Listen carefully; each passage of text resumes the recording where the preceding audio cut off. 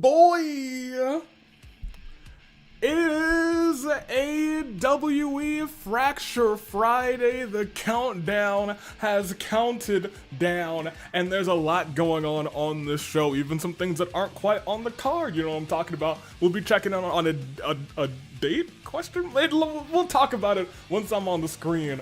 Ladies and gentlemen, are you ready? Live chat, are you ready? Flight crew, are you ready? Because, you know, it feels kind of good to not have to be in charge. It feels kind of good to just kind of chill. You know, just to kind of chill a little bit. Because I was trying to buy enough time for the intro to go to the chorus so I could switch over. I'm still buying some time. I got time. I can afford it. And now I'm paying out my time. Good day, good people. So they're fine day in the year of the Vibrant. Toon Link is we're not in the same location. I can't believe Shingo Lamingo removed AV from his home.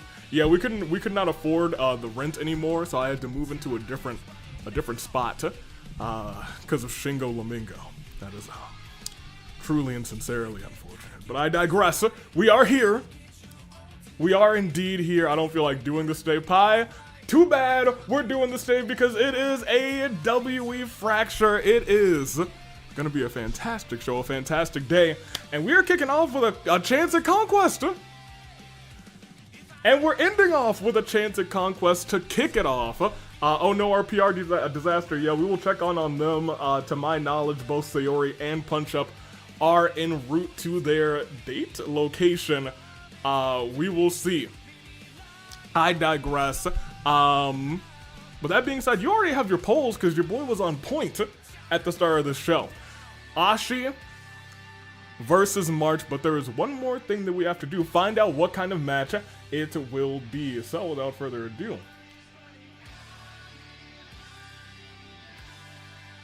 there we go. It was way closer than I thought it was going to be. Let's spin this bad boy. March. Ashi in A. Oh boy.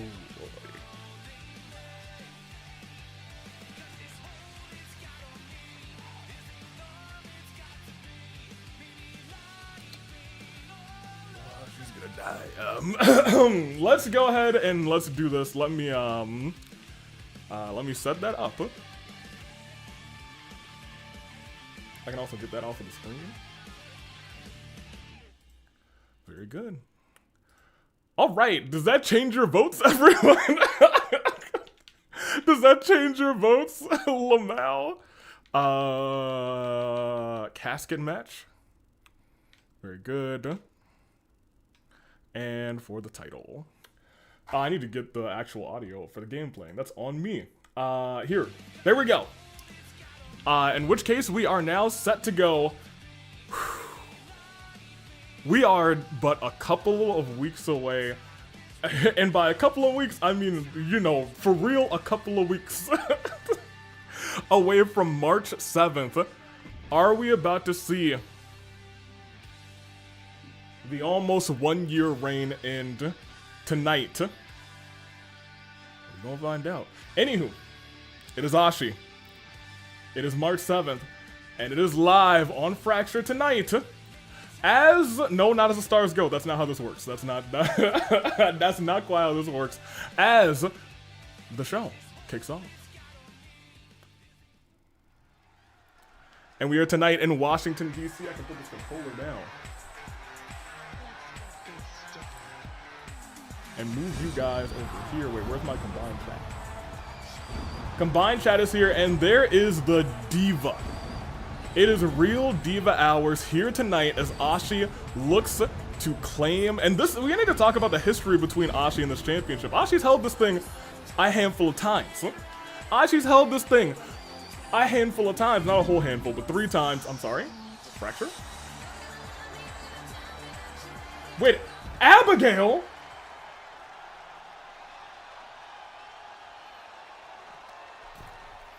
What?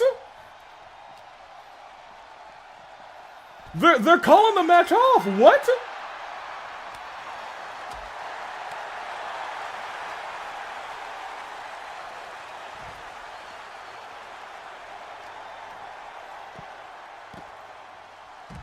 Abigail has been kind of incensed and kind of a headache, really, as of late. But you know what? It's not my job. I don't run security no more. That ain't on me. That ain't on me. Have mercy. Abigail tossing, and she's still in her entrance robe, dude. Calm down, Abigail. Goodness gracious. Stood back up. Abigail, no, oh my gosh! Tossed onto the concrete and then sentoned off of the stage!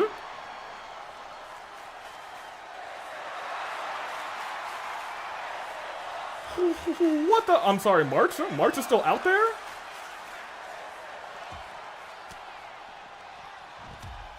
Okay, what is the start of the show? What is the start of the show? March was out here, I guess, walked down, ready for her match. Is calling out the other member, the red member, the third law? Yeah, we're gonna refund those pancakes. I'm sorry, I'm still caught off guard. There's more things happening on the screen right now.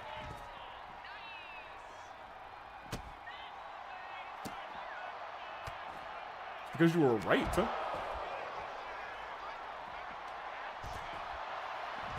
And I didn't like that realization.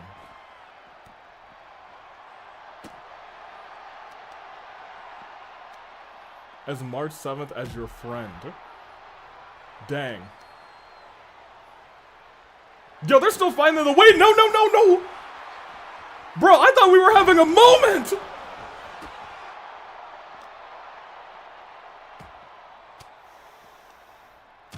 Woo!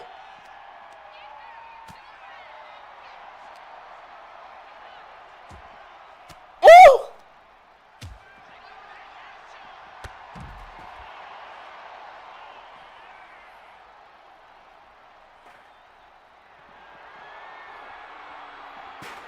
Oh my gosh, I will seek to paralyze you or worse. Wait. No, hold on, March, that move is banned. What are you doing? We told you can't do that. March, no! Oh.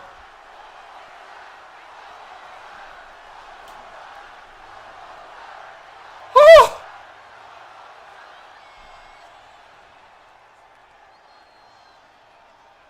Oh.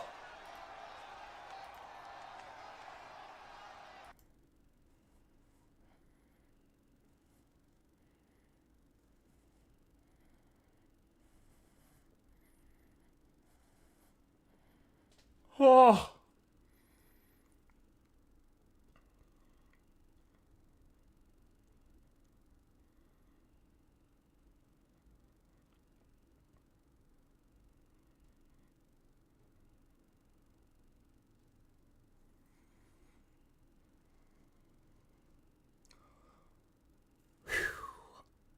I am at a loss for words.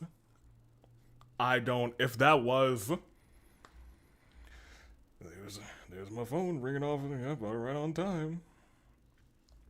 Hey, what's up, Mascotto here? I'm gonna play the fracture music for the people, so it's not dead silent in the background.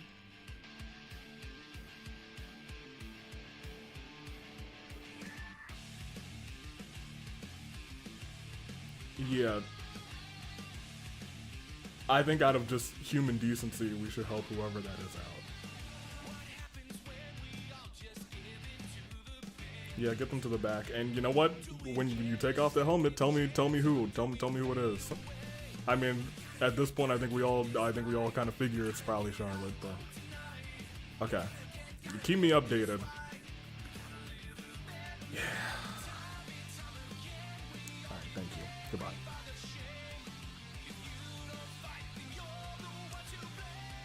I'm sorry you all had to witness that, huh?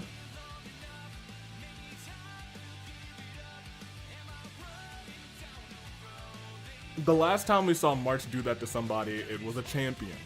And I'll tell you what, Ibuki was lucky to be a champion. Because that fall is not one to be taken lightly. Whoever is under that mask, if it's Charlie, Charlie's not a champion.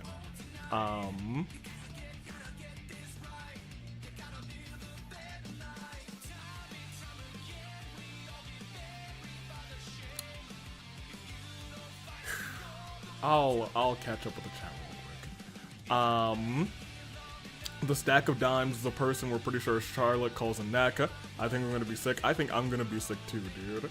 I wasn't paying attention who attacked Ashi. It was Abigail who attacked Ashi, and what we thought was a relentless attack, and then we saw what March did, which is sickening. Oh yikes! Shingo should probably ban March for that, but I'm guessing she won't. She probably won't. Let's be real.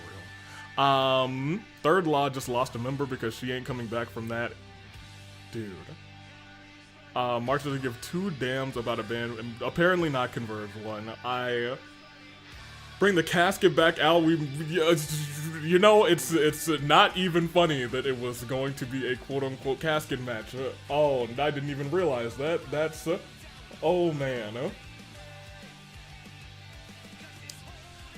Okay, you couldn't fix that with all the staples in the world, says Gory.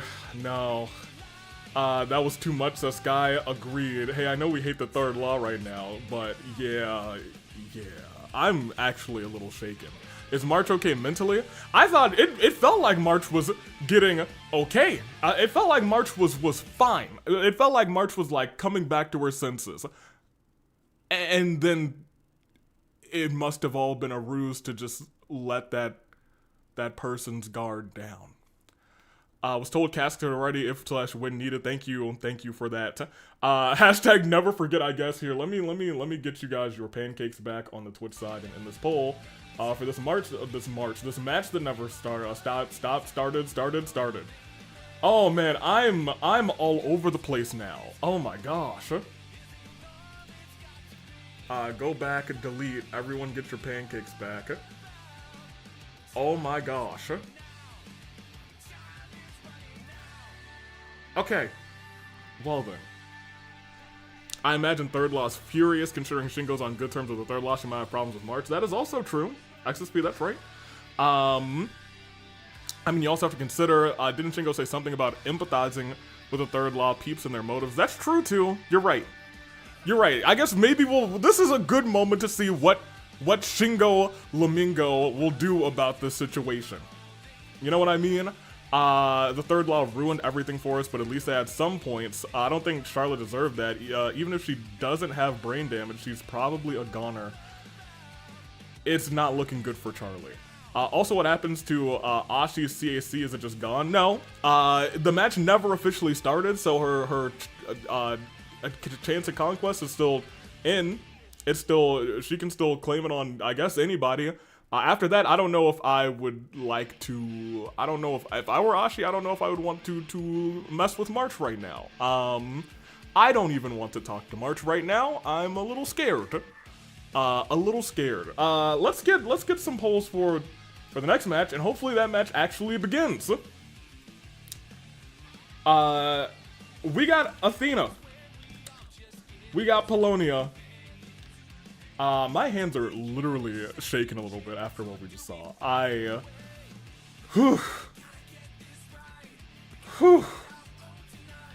Here we go. Can you imagine if that was Ashi and that match actually started? Because I feel like, I'm gonna keep it a buck with you. I feel like March would have done the same thing to Ashi. I'm low-key, Abigail might have saved her life. Not for nothing. It is Athena. It's Pulonia. They're going one-on-one. Twitch, you now have your poll. YouTube, you have your poll. Can we get a match actually starting tonight? That would be really cool and awesome game if we could actually get a match to start. You know what I mean? You know what I'm saying? Okay. Everyone's prepared. Let's get this party started. Hopefully, as things don't get too much more electric. I'm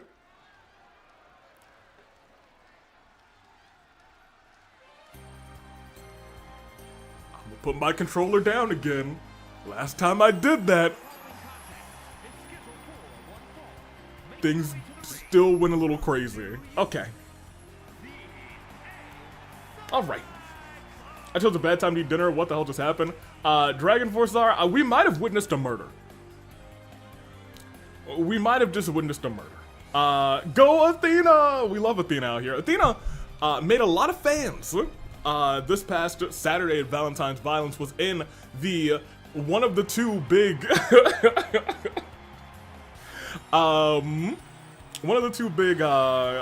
rumbles that we had. Almost won the whole dang thing, but lost. I think it's very into Punch Up. I believe that was that rumble. We'll see how this all plays out tonight. Athena Nation, where are y'all? I think they're everywhere, to be honest. Let me pretend the last week didn't happen. March essentially just murdered Third Law Red. Yeah, you know, Dragon Force Star, you know that move? I see the Third Law person died as well. Yeah, you remember that move that's banned that March does, the pile driver off the apron? She did that to the Third Law member after 2 other pile drivers onto the steel steps. So, you know. And here's Pulonia. Pulonia also almost won this thing, but was eliminated by Athena. And I'll tell you what, in the Rumble, they had a nice little back and forth. They had a nice little exchange. They had some in-ring chemistry, so we're gonna see if that chemistry translates to a singles match. That is a unit. That is a big, metallic, robotic boy. Yeah, I don't think she's March anymore. I'm pretty sure Evernight took full control after that. It felt like at the beginning we had March, dude. It felt like at the beginning it felt like real March. You know what I mean? You know what I mean? It's Athena. It's Pulonia. 1-on-1. And this thing starts right now. Ooh, okay, Athena missing with that, and then I don't want to get hit by an elbow by Pulonia. That's a wicked elbow. I don't know if I want that. That fella seems to have trouble with stairs. You're right, he didn't climb the stairs. I've heard he has a history with stair problems, but this is also what we have to talk about. Athena kept lifting just absolute units in that Rumble. I don't know what kind of strength training she's got. But I need some of that. Let me tell you what. Couple of shots to a robot. I'm not sure how much this is actually hurting Pulonia. I don't think it is hurting Pulonia, to be honest. Goes underneath, though. Athena. German suplex to the massive boy. Lift it back up. Knee strike lands. Rolling all over the place and whipping the knee back. Knock off that dumb-looking robot's hat. Dang. Dang. Hold on, Athena. 1. But just 1. He's traumatized by the March incident. Me too. Me too, honestly. Me too. Something's up with March, I think. She wouldn't change personalities into something that sadistic so fast. Realistically, Athena is dead. Pulonia has to be like 500 plus pounds at minimum. Someone I think said that was a unit earlier. I think that might have been David. But let me tell you, I think unit might be an understatement, as if I were a gambling man, I would say Pulonia gets the upper hand here. But that's why I'm not gambling. Because Athena is built different. Pulonia built special. But Athena built different. Which build will win? We're going to find out here tonight. Oh my gosh, hold on. Athena turning Pulonia around. A big kick by the robot. Hold on, look at that. Doesn't have much speed, but he does have a lot of power right to the back of the neck of Athena. Lifting her up by the head and just tossing her across the ring. And now we're starting to see that power game from the big man. 1. But just 1. Oh, but just 1. Polonia's built 4 tough. You know what, you're right. You know, on that March comment, maybe it just isn't March anymore. And maybe it isn't. And you know what? Maybe the Third Law is onto something. You know, Third Law, they were like... No, actually, it was Alhazen, I think, who said something like, this place changes you. That's not my March. That's not my March 7th. That's not March 7th. Not in my book. March would never do that. Not to someone she considered a friend. And to someone who potentially still considers her a friend. But look at this. Athena dropping Pulonia right on the head. A head cavity unit or whatever. We'll see how this plays out. We saw this earlier. Is she gonna go for that mood swing? Turned around. Oh, but reversal. Mood swing reversed. And look at this. Pulonia popped her up and just tosses her like a sack of potatoes during an Irish famine. Goes for the pinfall. 1, 2. Count of 2. All that strength from hitting wood surfaces helped Athena a lot. Oh, the slamming onto the desk, you're right. From looks, it seems, as such, Solara. I have to agree. I have to agree with you. Charge finishers never work. Too telegraphed. Not the potato famine. Pinfall. Wait a minute. 1, 2. No resiliency. Hold on a second. Went for a shot there. But Pulonia, again, now, and it feels like full control of this matchup. Oof. Athena feeling rough. But look at that roll up. 1, not even 1. Jay says, as an Irishman, I can confirm Athena got tossed like I tossed the taters in growing season. But it looks like, as Asiago Dago says, it looks like a turnabout might be brewing. Stomp onto the joints, onto the bolts of the arm of Pulonia, and a knee strike right to the head cavity. Couple more stomps for Pulonia with a head shot, a knee strike, I guess, or on top of the foot. I'm not sure what he used. He got so much leg, it was hard to tell. Wait, no, Pulonia, no, you get down from there right now. He did. He listened. Boy, listen to me. Apparently so. Athena, I wouldn't even say a cheap shot, a shot of survival using the ropes to her advantage there, but Pulonia just too strong. And just, knee strike after a kick, after clothesline, butchering Athena here tonight. A kick to the gut. Oh, no. Powerbomb position. Athena, a couple shots. Oh, maybe to some circuitry on the head, but Pulonia somehow a step faster. Ran into the referee. Referee might have just saved Athena there, but can only save her for so much. Gets on her feet. Pulonia dodges out of the way. Uppercut. Oh my gosh, the jaw. Elbow drop. And another one. And a third. Yo, somebody call her mama. She. Oh, well, you know what? I know what happened to her mama, actually. I take that back. Nobody call her mama. Oh, no. Oh. Knockout punch by Pulonia. 1, 2. Resiliency is burned on Athena. Goodness gracious. Pulonia right now is wrecking the poor girl. What's going on here? Stomp right to the... Ooh, no, just walked over her. And you got to keep in mind, Pulonia is a big old boy. That's a big old, not beefy, a big old metallic boy. Oh, dragged over to the ropes. Has the arm tossed up. But look at that, Athena still has life, surprisingly enough, rolled up. But I would say hands under the ropes, but apparently not. Not according to that referee. Big chop. Big boot right afterwards. Hold on, Athena's got a chance. Athena still got life. And she's going for it, ladies and gentlemen. We saw this at Valentine's Violence. It's the mood swing. Into the pinfall. 1, 2. Pulonia had no resiliency, but could not use it. Oh my gosh. The audience chanting, "We're not worthy of this match here tonight." A shot. Oh my gosh. Oh my gosh. Just brutish strength, and the brutish strength continues from the ground to a running power slam. Planting Athena into the mat. Oh my gosh. Dropped. And oh no. Oh man. Oh, Athena, you gotta run, girl. You gotta run. Knockout shot again.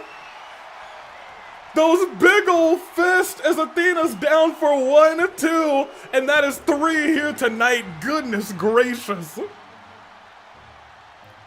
Wind, I can also see your comments as well, but goodness gracious. Clothesline. Athena tried to hold it together against this massive brute. 0 out of 2, I guess. The first one doesn't count. That match never started. And I'd like to forget about how that entire thing went. But I digress. That's Shingo's problem, not mine.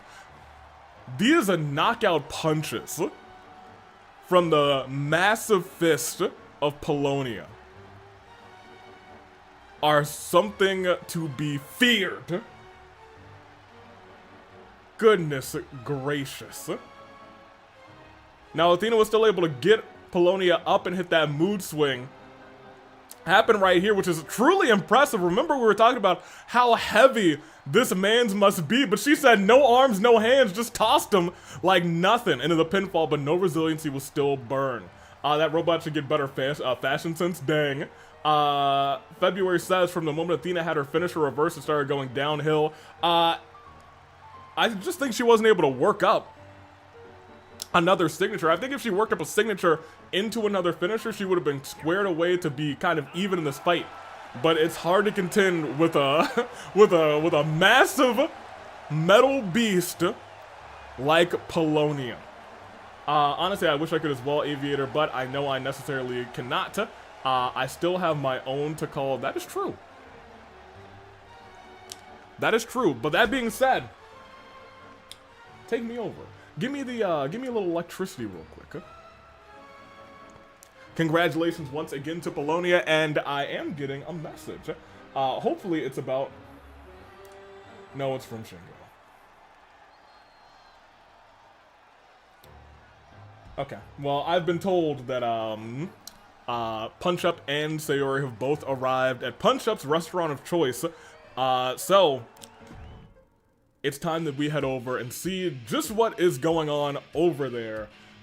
If you would please, let's do just that. Man, I am not excited for this, to say the least, but let's see what is gonna play out here tonight. I'll take you guys over. I'll continue to set up the match in the meantime. You guys, I suppose you enjoy whatever is gonna go on here. I'm not involved in this. I'm not involved in this one. Get me out of here. Y'all have a good time. Fatal.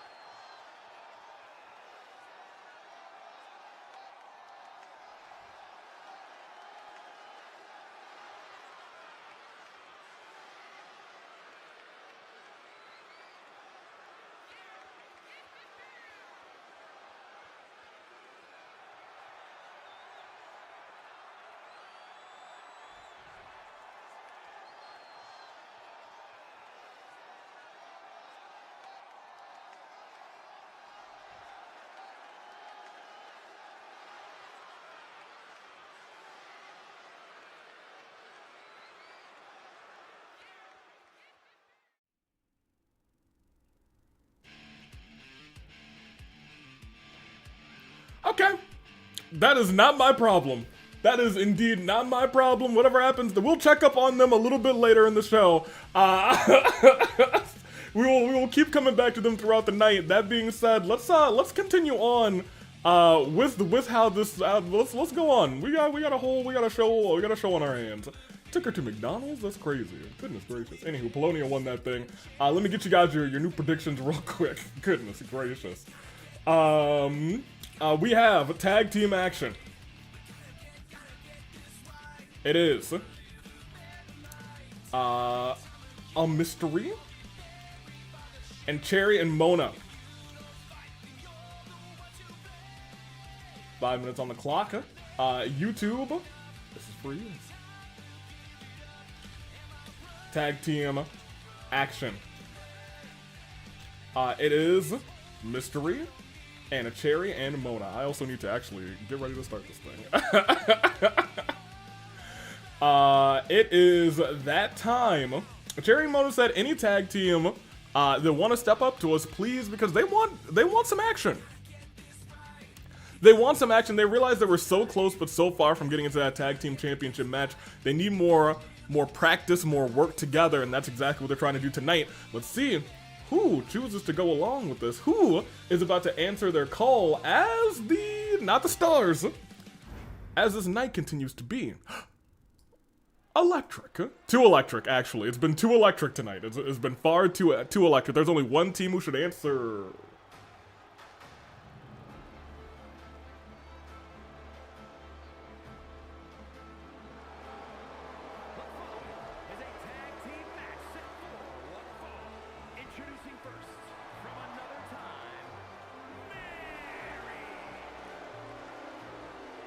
Marin?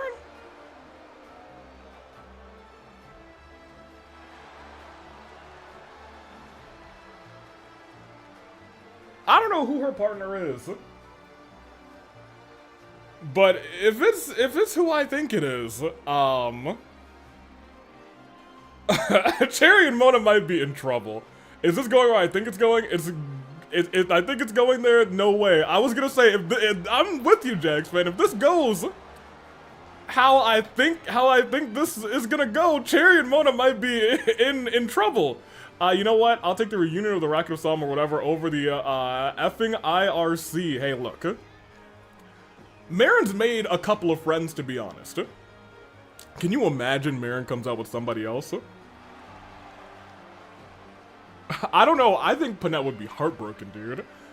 I think I might be heartbroken, to be honest. Fun fact, Elfette's whole personality is wanting to get married to the point where she actually tries to trick people into signing marriage papers disguised as concert advertising. Goodness gracious. I am glad I was like, I'm not signing anything. Goodness, that could have been terrible for me. That could have been terrible for me. I need to warn everybody backstage. Thank you, Poker. Goodness gracious. Marin out here, but who is Marin teaming with?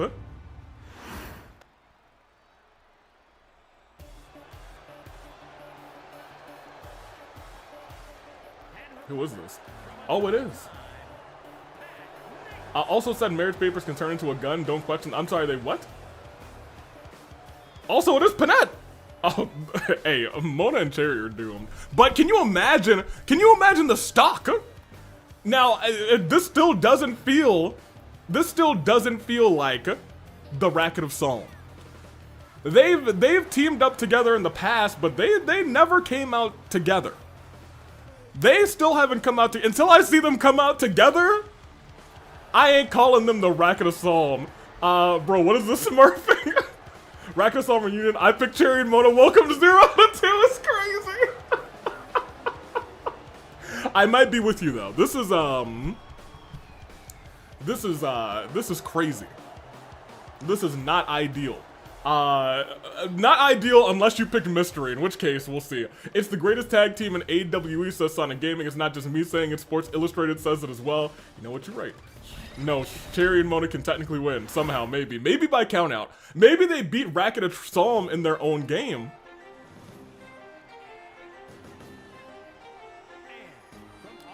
Now to be fair, the Racket of Psalm haven't teamed up in a while, so they might be a little rusty. That's true. They could be a little rusty. Tag team cohesion, as well as the Converge one says, might be a little rusty given they've both been in singles for almost, yeah, it's maybe closer to 9 months, but you know, that's the better part of a year rather than the worst part of a year, you know what I mean? What I have to say is, you guys are right. They had their issues. We know that they've kind of talked through their issues. and they still have issues. The last time we saw these two together, really, was a Marin squashing Panette at, what, Brawloween. Since then, they've both been doing their own things. They've both had their good matches. They both had their bad matches. Tonight, they're together. Have Panette and Marin been winning a lot of matches in singles? Marin has been winning a lot of matches in singles. Panette has not. To be fair, I vote Racket purely out of spite against Mona Magistus. What do you mean? Mona Magistus is the favorite superstar of a lot of characters. In fact, it's very close. I might almost say, to be honest, I might almost say that she's everyone's favorite superstar. That would just be, you know, an overreaching estimate, though. You guys would have to prove that, not me. It's everybody's favorite. Okay, maybe it is everybody's favorite super. Who would have thunk? I had no idea, but Mona is here tonight. Yeah, Panette's not doing so well as of late compared to Marin. That's true. Marin, well, let's take it a step back, actually. In those last 9 months, they both did win the AWE Championship. It was Marin who actually took it off of Panette. So we do have to keep that in mind. Immediately, Cherry getting reversed. Now they're cooked. They're cooked. Oh, wait. All the way up? Really? Cherry with the reversal, though. I thought immediately Marin was about to murder Cherry, but Cherry with a drop kick. Hold on a minute. Hold on a second. Off the ropes moonsault. You'll love to see it. Stood back up. Into the corner. Marin's almost stunned, and now we're seeing these two actually work cohesively. Okay, I don't hate Mona. She's okay. I don't have any problems with her. Fair enough. To be fair, most people enjoy Mona. There are some people that I believe don't enjoy Mona. I know, oh my gosh, one of our superstars in Dusk, very big not Mona fan. But look at this, Mona just took out both members of the longest reigning, oh boy, never mind. Hey, everything that I was saying, I take it all back. Mona was in a very aura moment, and then the aura fell flat on his face.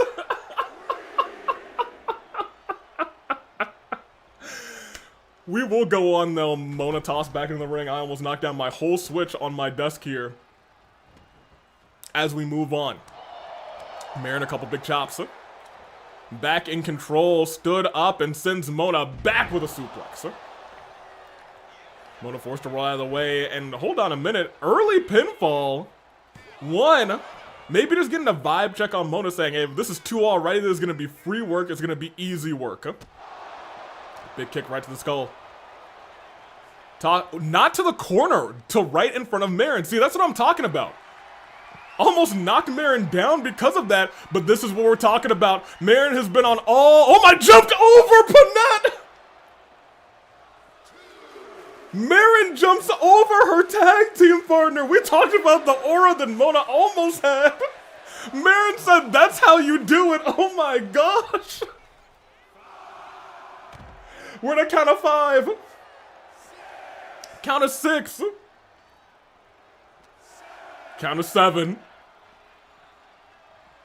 8. Count of 8. There, okay, I was gonna say we're just Mona survived. Oh, Marin rude as hell. Oh my gosh, right, dude. I was crazy. First of all, put Mona right in front of Panette, and then jumped over Panette, which is like, I don't need a tag team partner. It's crazy. But looking at the stamina bars, she might not need one right now. Right now, Marin is decimating Mona Magistus. But look at that much-needed reversal into the corner. And a kick. A couple of kicks right to the midsection, and a hard elbow to the heart. Mona was trying to get a little bit of help from the audience. Tag almost made to Panette, but this... Oh, wait a minute. Panette actually helping Marin out. Helping Marin out, but didn't help enough because it looks like the tag has been made. As these two looking to work together to wear Marin down. Suplex out of the corner. You love to see it. What is Cherry doing here? What is Cherry thinking? Thinking about jumping off the ropes. Still does jump off the ropes. Another drop kick. Hold on. Welcome into William as 1, 2. Count of two, hold on a minute, there's a world. And I want to point out Cherry and Mona, because they've both been in the ring and out of the ring over and over again, they both do have signatures. Panette's got nothing right now. While Marin has a signature, Panette has nothing. Yo, adrenalining up is crazy. Before she makes a tag, Marin said, I can still do this alone. Turn around. But reversal of the signature, and again, locking in the Wyvern Sleeper. Yo, what? Yo, Marin, come on, girl, what are you doing? That's crazy.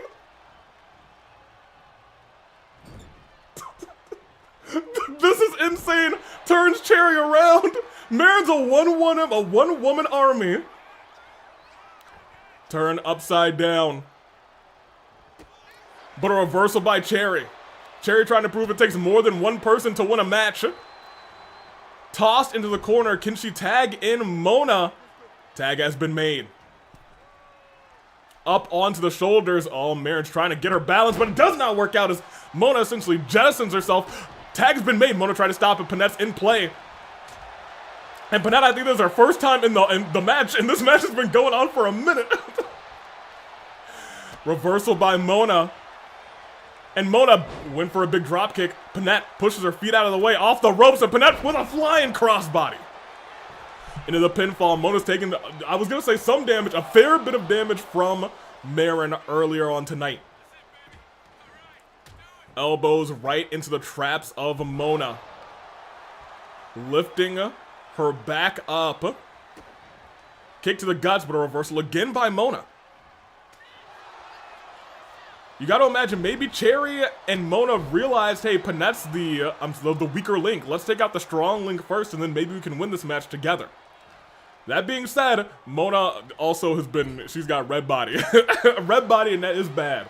Hold on a minute. Oh my gosh, went for a boot there, but got caught in the skies by Panette. Turns around, she's not coming down. Elbow misses, and from behind, Mona with a shot. A kick right to the back. Into the corner. And another reversal. Another reversal, Hurricane Rana by Panette sends her down. Go Panette, kick her ass. Mona use her signature, Lamal. Oh man, we've seen this before. Concussion claws. Into the pinfall, 1, 2. Cherry comes and helps. Mona didn't actually need it. Cherry too worried for Mona, and I want to point out both members of Racket Asylum now have finishers. Reversal from Mona at the last second. She needed that reversal. If she did not get that reversal, it might have been the Siren Song. A move that we haven't seen from these two in almost a year. Tag's been made, but the tag's been made back to Cherry too. Cherry, the fresh competitor of this team. She's got a lot of work to do, and work to do she might knee strike. Marin falling down groggy. Cherry calling, and a big senton, a step-up senton using the back of Marin as a boost. Stood back up again. Big chop, big kicks.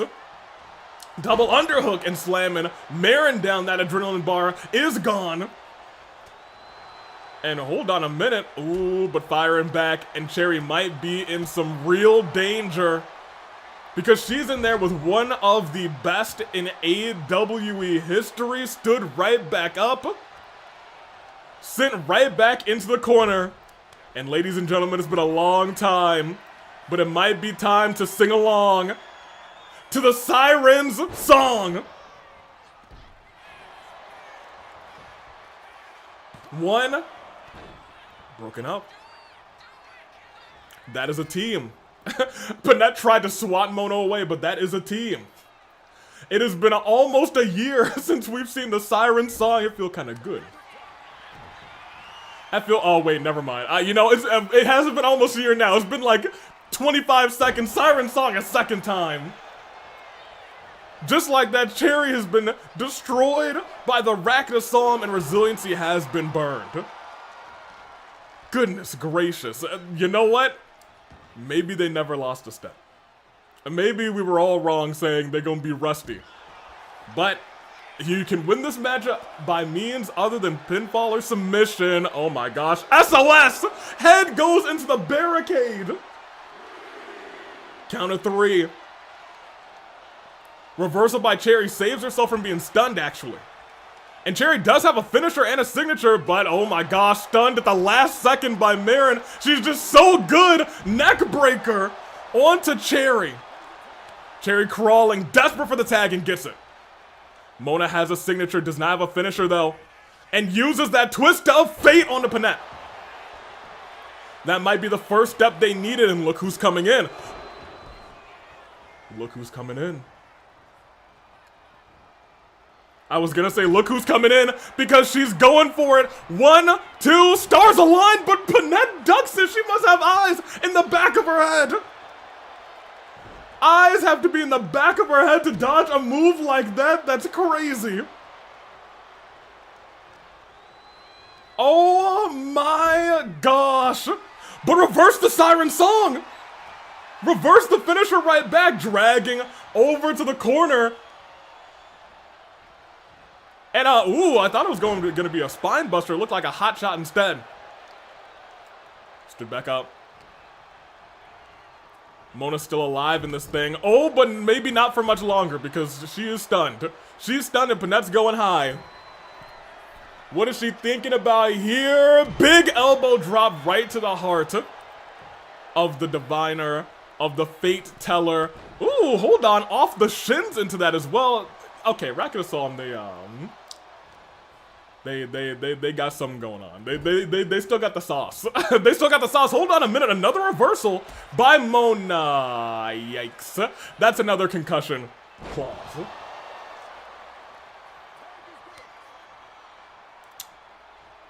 We talked earlier about the potential for this team to beat one of the greatest tag teams of all time. I don't know how possible that is anymore, as we're seeing a third Siren's song. The one saving grace right now is that Cherry can break that up, and the Mona still has resiliency. Stood back up again. Here's the thing, Panette has another finisher. Whoa, hold on, reversal. Last second reversal needed it. But reversed right back, and reversed almost, wait, not to the siren song. Panette backing up, running right into an elbow to the face from Mona, but out of nowhere, the Wyvern Sleeper whipped the neck back, stares at Marin saying, this is how it's done, burns resiliency. Nobody on Cherry and Mona's team has resiliency left. Reversal right back. Oh, no. Oh, no! Just tosses her with reckless abandon. Stood up again. Sent to the corner. Mona's in rough shape, and we're seeing another tag team move from the Racket Assault. Just standard. Popped up and sent down. Mona with a back injury, forced to roll out of the ring. That's not good. Panette and Marin both made the Wyvern Sleeper look gnarly. Panette said, this is how it's done. Panette said, this is how you do it, Marin. It's crazy. Stop, she's already dead. Wait a minute. Cherry able to fire back. It looks like they're trying to come up with a game plan here, but it's hard when you're dealing with the greatest tag team of all time in the Racket Assault, and you just can't hurt them. Mona's hurt, but they just can't hurt the Racket Assault. Into the corner. No tag made. Mona survives. Able to dodge the blow there from Panette, but a reversal right back. And turned around. Shot to the back of the neck. Turned around again. And just stomping Mona out in the corner. Goodness gracious. There's really no need to do it. She has, I was going to say, like Gail said, stop, she's already dead. I agree. Oh, man. That boom drop lands. And that might be the end. Onto an injured Mona. 1, 2. Okay, well. They have not lost a step, you guys. Also, how do you do Goose? One of these days I'm coming to see you streaming a Goose wrestling Luigi. One of these days, Goose. Today is not that day. Today you came in to see the Racket Assault not miss a step. Hey, they did pretty solidly at the start. I agree with you. They were never able to get the Racket in the other corner for that tag team finisher. However, Racket Assault continued sending Mona and Cherry into the corner for the Siren Song. Goodness gracious. Racket is back. I don't know if it is. I don't know if Racket is back. As I said, I can't say that Racket is back until they come out together. I ain't see them come out together. Also, Goose, how you doing? How you doing on this Friday, Goose? Oh, you got a couple days off. Well, which day is this? Because after that day, you had 3 days. You're off today. That's regardless. I hope you're enjoying it. Big shot to the back of the neck, and from there, Mona essentially had to fight this battle by herself with an injured back, and I'm surprised it wasn't an injured head after this concussion clause landed again. Goodness gracious. Doing well with my 3-day weekend. Yes, I was gonna say, you got 3 days. Honestly, this is still better than getting screwed over by the IRC, especially after my newfound respect for Marin. Splendid saying, my match is next. Best of luck, Splendid. We'll see that plays out for you. Oh, look at that. Hold on a minute. Hold on, Panette raised the hand of Marin. Okay. Maybe there is something left. Who knows? Maybe that'll change by AV Mania. I don't know. Your guess is as good as mine. Oh, hey, these two are back. That's slightly concerning.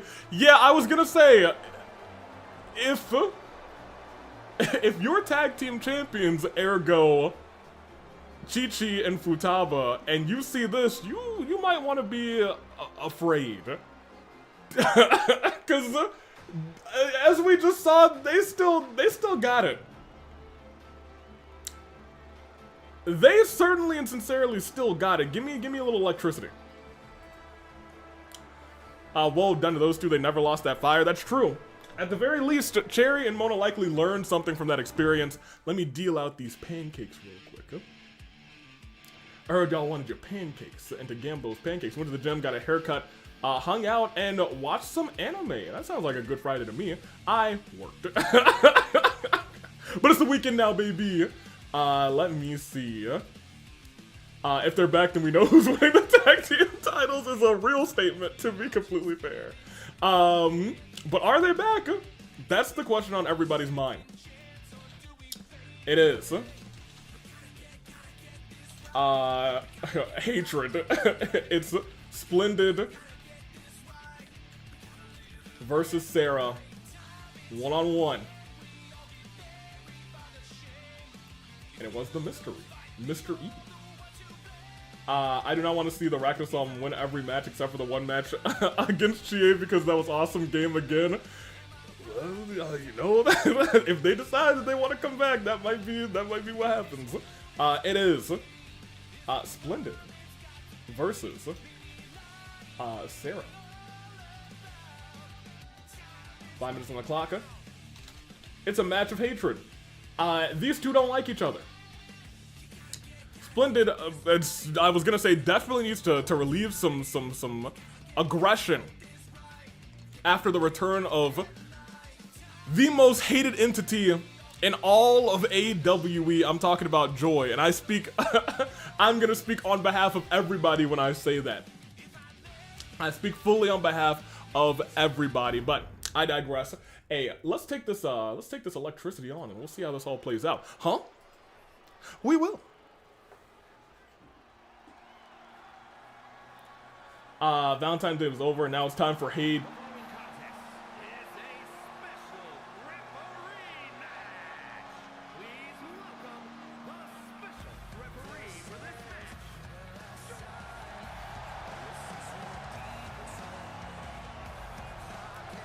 What message was I just reading?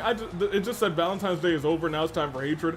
Yeah, I am feeling the hate. I'm feeling the hate. This is true hatred. This is just my way of supporting our opponents, you see. There it is. Of course. God damn it, Joy's a part of the IRC. You slimy, no good disgrace to your lineage, you. I agree. Hey, Flynn, tell him, Flynn. Goodness gracious. This is a sack of garbage. This is perhaps the worst entity to ever call himself. You did not get him fired. You did, but the IRC, Shingo Lamingo, brought him back. I need to put on some glasses. I hate this guy. I hate this guy. More than most. Would I rather have Amon back over Joy? No. But it's close. It is very close. Let's see if he is better than Sammy. He got... Okay, look. I know this is a hotly debated, you know, discussion here, but I still personally believe it's Joy's fault that Sammy is fired. It's not Splendid's fault. Sometimes, you know, it's hard to call a match even when you hate somebody just that much. If I were refereeing that match, I would have kicked Joy in the nuts 97 times and then tossed him into a pit of acid and then dragged one of his bones out and say, hey, Sammy, pin that for me. And then I would have gotten a perfect referee score. Or I would have gotten Sammy fired. But you know, it is what it is. At least Joy would have been out of existence and that would have been good for me. All right. He's gonna rig the win for Sara, isn't he? Because if he does, man, my debut to the AWE might get rushed, says Dragon Force Czar.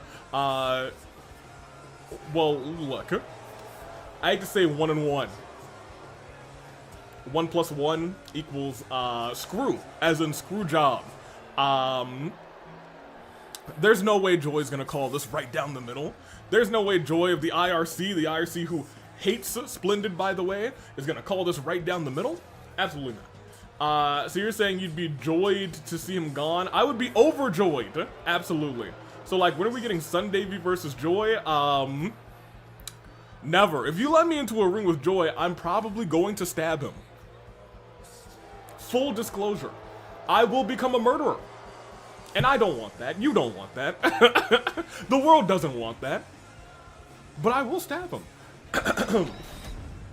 That being said, not at all. 1 plus 1 equals window, you see. That's also not correct. Now comes whoop-dee-dee.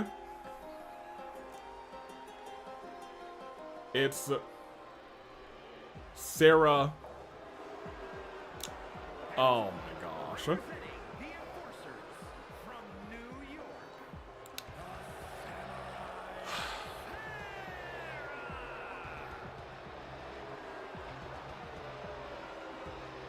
It is Sara and Shingo Lamingo.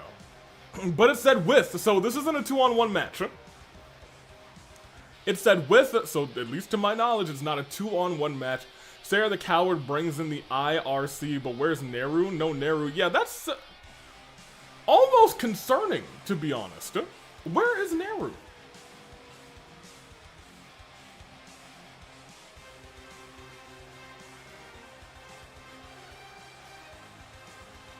I don't know. Is Neru rebelling? I highly doubt it. I highly doubt it. Maybe Neru was recuperated after her match with Hu Tao. Hu Tao, who will be in action later tonight against the former champion Ibuki, did go crazy on everybody in that matchup. To be fair, who even is? Oh! Are you talking about Shingo Lamingo? She is from the IRC. To my knowledge, she is the president or something of the IRC. I don't like her very much. And that's not just me saying it. Sports Illustrated doesn't like her. Wrestling Observer doesn't like her. What is the IRC? It's like the Interdimensional Regulations Committee or something like that. Something like that. I've stopped caring about the IRC because they're in charge of the show. And that means that I'm not, and that means that I can relax because bad things that happen aren't my problem. You know what I mean? What show? The AWE! But as we begin, it's one-on-one. And immediately into... you know what? I'm surprised that Joy didn't immediately call this match off and say, oh my gosh, he tapped out. I thought we were going to see an immediate screw Joy, not for nothing. Not for nothing, I expected an immediate screw Joy. Kind of like IRS, not even... What? What just happened there? What?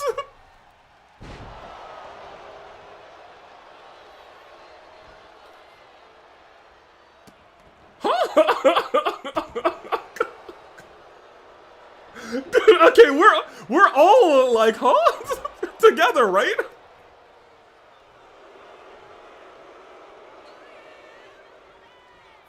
That was not expected. Even Shingo hates Joy. Well, maybe Shingo's not all that bad.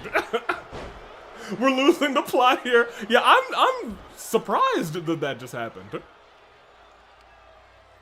I am surprised. That being said, did not call her or send her away. We'll see. Bizarre, maybe the two are not perfectly aligned. Joy not calling an ejection, by the way. That is true. Joy not calling for anything right now. Joy not calling a count out. Like, literally, Joy's not doing anything. Up to the top rope. Big cross body. Pinfall. 1, 2. Counted to a perfect. I'm sorry, a table? Set up perfectly behind Splendid? You know, to be fair, that's not illegal, I guess. Not illegal, I guess. But right now, let me talk to you. Splendid is destroying Sarah Chidoa, you know what I mean? Let's go, let's go. Went for a stomp there, kept right back up. Splendid still in control. And a spine buster to Sara. Goes for the pinfall. Come on, baby, come on. 1, 2, kick out. That's fine. That's a surprise tool that will help us later. It's not illegal so long as nobody goes through it. That's fair. Stomp on the ankle. Splendid. Ooh, going for a neck breaker, maybe a blockbuster there. Sara somehow, someway is in control for just a literal second, because now look at this. Look at that man's. Okay, well, maybe don't look at him right now. Kick, yeah, catching that kick. Come on, Splendid, hit that signature. Okay, maybe not there. You got a second to hit it. Okay, wait a minute, Sara. No, hold on, Sara. Don't. You need to stop that. You need to undo. Reversal of the signature by Splendid. Ah, yeah, man. Ah, yeah. Pinfall. Feet on the ropes. 1, 2. Okay. You know what? That's not a perfect referee, by the way. That is not a perfect referee.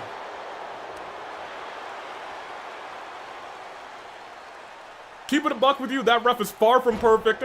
Didn't see the feet on the ropes, and that was Splendid, proving that referee is nothing but a biased sack of trash. 1, 2, kick out.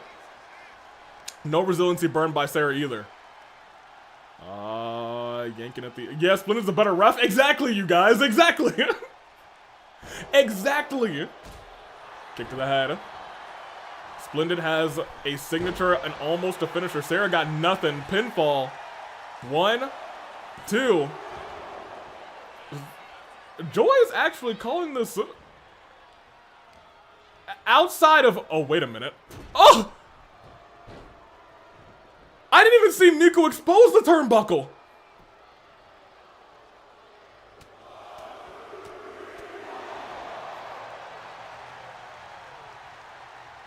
That might have turned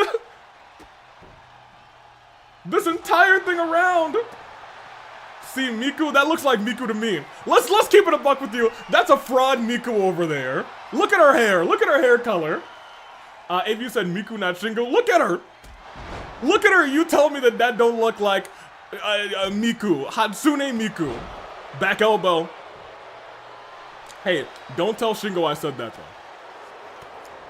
Don't tell Shingo I said. In fact, don't tell Miku I said that either. It looked like Miku to me too. Sorry, that's what I'm saying. Kick, and we do have to point out Sara reversed that finisher, and that very much may be the start of this match turning itself around. Up on the ropes, moonsault lands. Pinfall. 1, 2, kick out. Too late. I told Miku. That's fine. You can tell Miku. That's okay. Just don't tell Shingo. They were phased out. Kana won something, but I don't think she's been seen since. I don't remember when Now/Reiko last showed up either. It's been a while. It has been a while. Kana won a great, I suppose, gauntlet match before there were gauntlet matches, a tables gauntlet match. She did a great job. Wait a minute. Now, hold on a minute. Wait a second. Hold on. Hold on. You can't use that, Sara. Come on a minute. Goes underneath. Goes over top. Reversal. But Splendid again reversing the signature. Come on, Splendid. Come on, baby. You got this. Come on. Come on. And hit that signature and put this match to rest. Come on. Come on. Come on. Stood her back up. Come on. You got her. You got her. You got her. You got her. Go underneath. You got it. Back elbow. But she steps out of the way.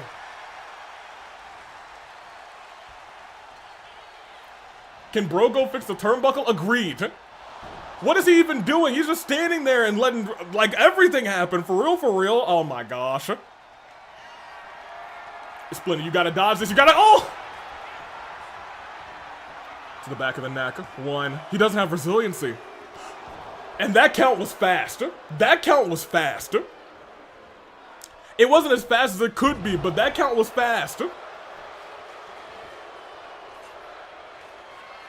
Wait a minute. Joy not calling anything.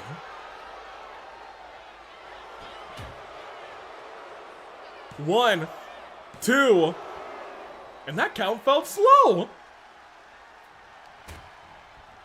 Okay, well this is disgusting. Oh, this was disgusting. This is a disgusting display of a very not perfect referee, by the way. One, two. Hey, can we get a real ref out here? Can we get a real referee to call an actual singles match? Whose side is he on? I think he's on his own side. Big boot by Sara into the pinfall. That's one, that's two, and that definitely felt fast. That definitely felt fast. If that was a regular count, he wouldn't have had to burn resiliency, and now he's gonna get kicked in the spine because Joy is a sack of trash. Terrible referee.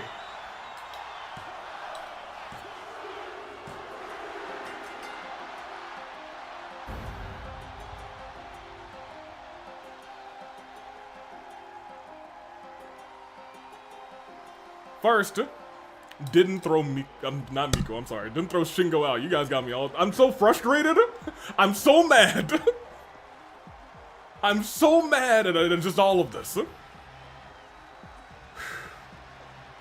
I need to get my head back together. Frustratedly inhales. Sammy got fired for this. Exactly. Sammy got fired for this no good, terrible sack of trash referee. Shot right to the back of the neck. One, two, and you look at that. That's fast. That's fast. That is a fast count. That was a fast count. And that, you can compare those two timings. That was a slow count. Ridiculous. The IRC will fall. The IRC will fall. The IRC will fall. Yes, please. Justice for Sammy. I didn't vote. Oh yeah, oh yeah, it has certainly been a night here tonight. 1, 2, and 3. Sara picks up the victory over Splendid.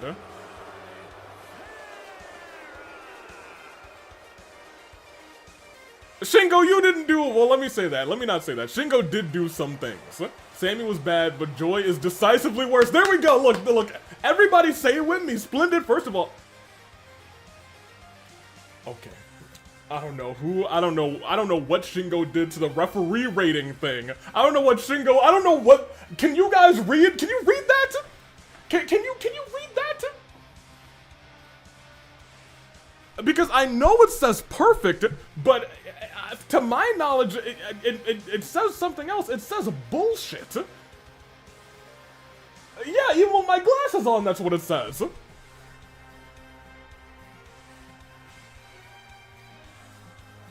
Anything but perfect.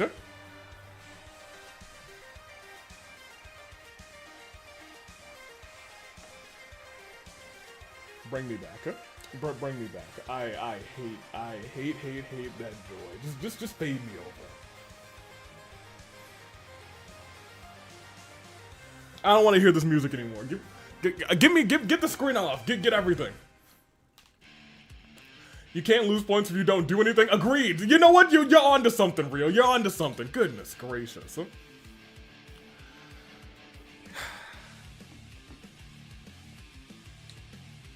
I believe it's almost time to check back in with our date after this matchup. So we will get back to that shortly. Ooh, I almost edited the entire stream.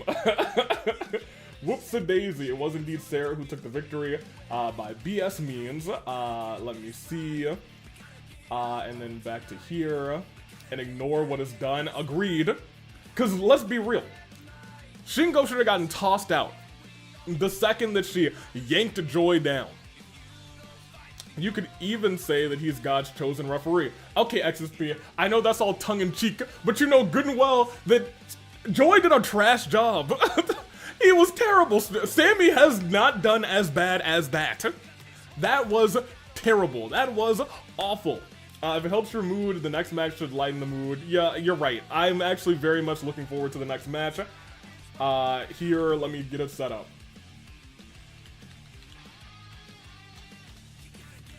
It is Champ versus Champ. They're going one-on-one, and it's about to be ourselves a show. Splendid needed to be humbled. No. No.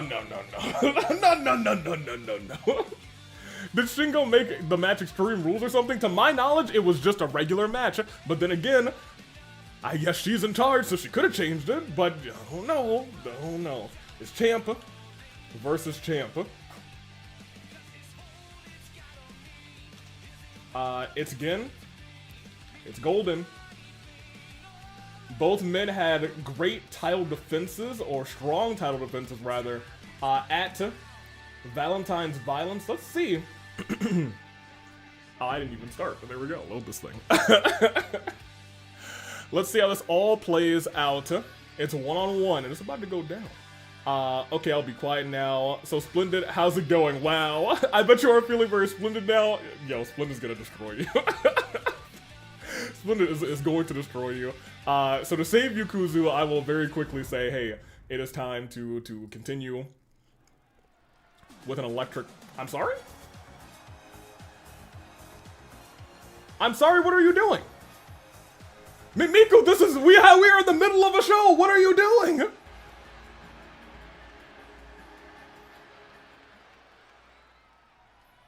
It's not, this isn't Raw, what are you doing? With that microphone?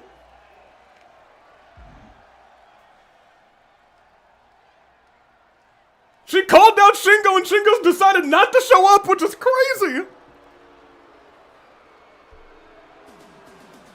What?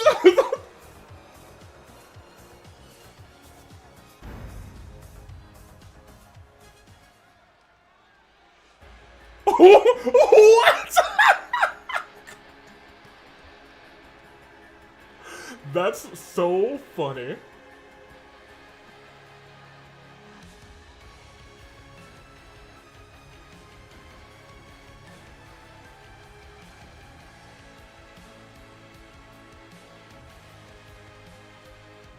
Okay. Hey, you know what? Take. Okay. Hey, your guess is as good as mine. I don't know. To be fair, I know Miku does want answers because Shingo did attack Miku. But Shingo just saying LOL nah is crazy. Okay, well, you know what? Okay, fine. That's fine by me. All right, well, fair enough. Now RC has disciples on her as well. Good. Weldon Lamau. Shingo really said no. That's so funny. Here, we are supposed to have a match. Miku just came out and said hello. And get out here, Shingo, and Shingo said no, which is so hilarious.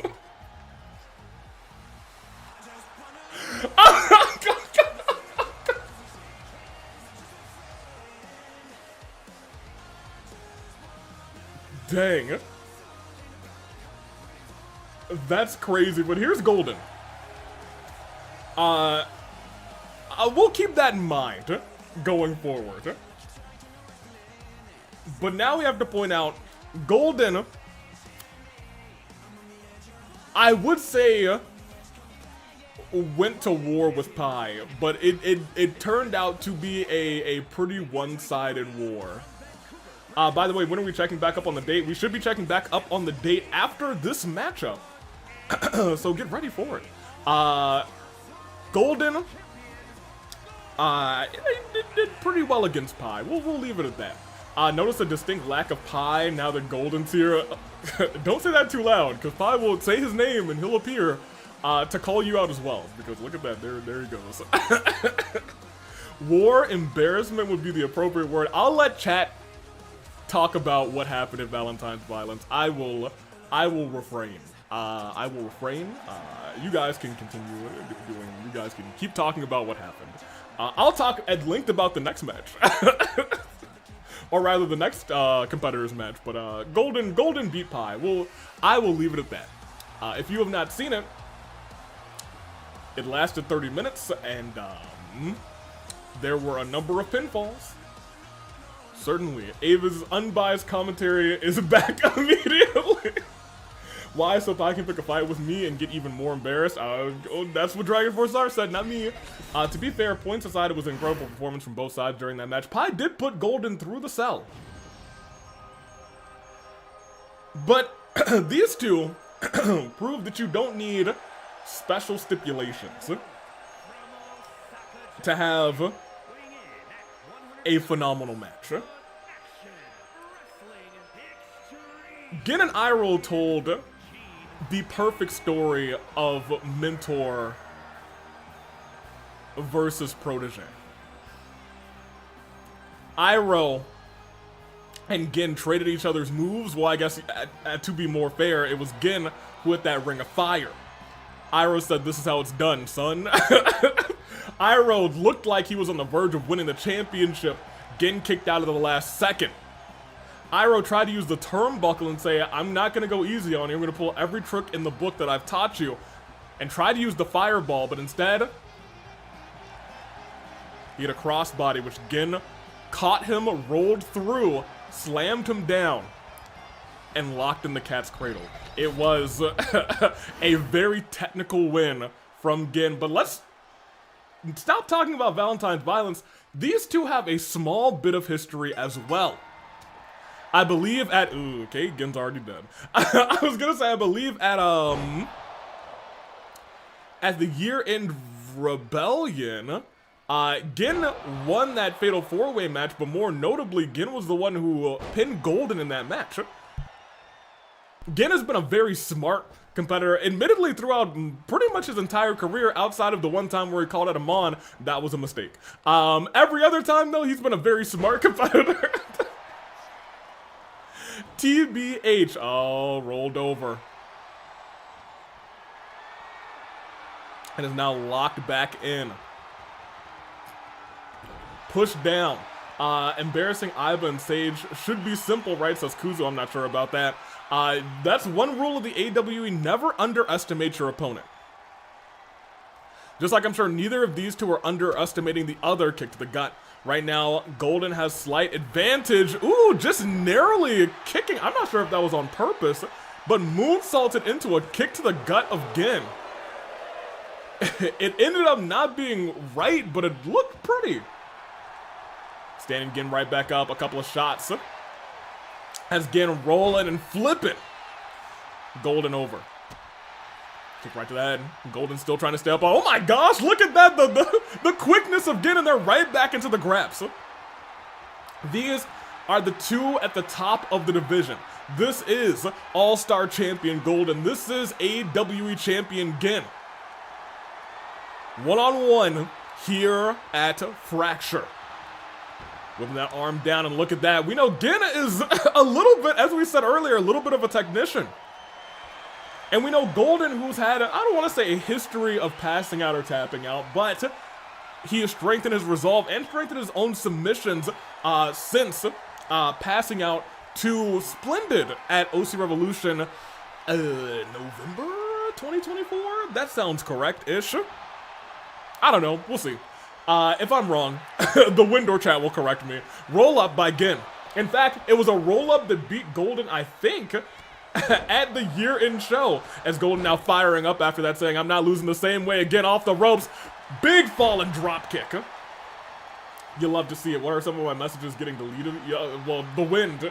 I don't know, YouTube might be on something today. A lot of the wind has been a little bit of, you know, a little bit fiery. Hey, Avi, have there been any other Fire Emblem 3 House of Characters other than Ferdinand and the AWE? Hubert has been here. All of the Lords have been here. Claude is now teaming with Olivier. He's an active tag team as that knee bar is locked in, getting able to get out of it quickly. Very good. The IRC is not... You know what? It could be. Maybe it's Shingo deleting your comments. Slam down and rages up. Gin now has a finisher very quickly.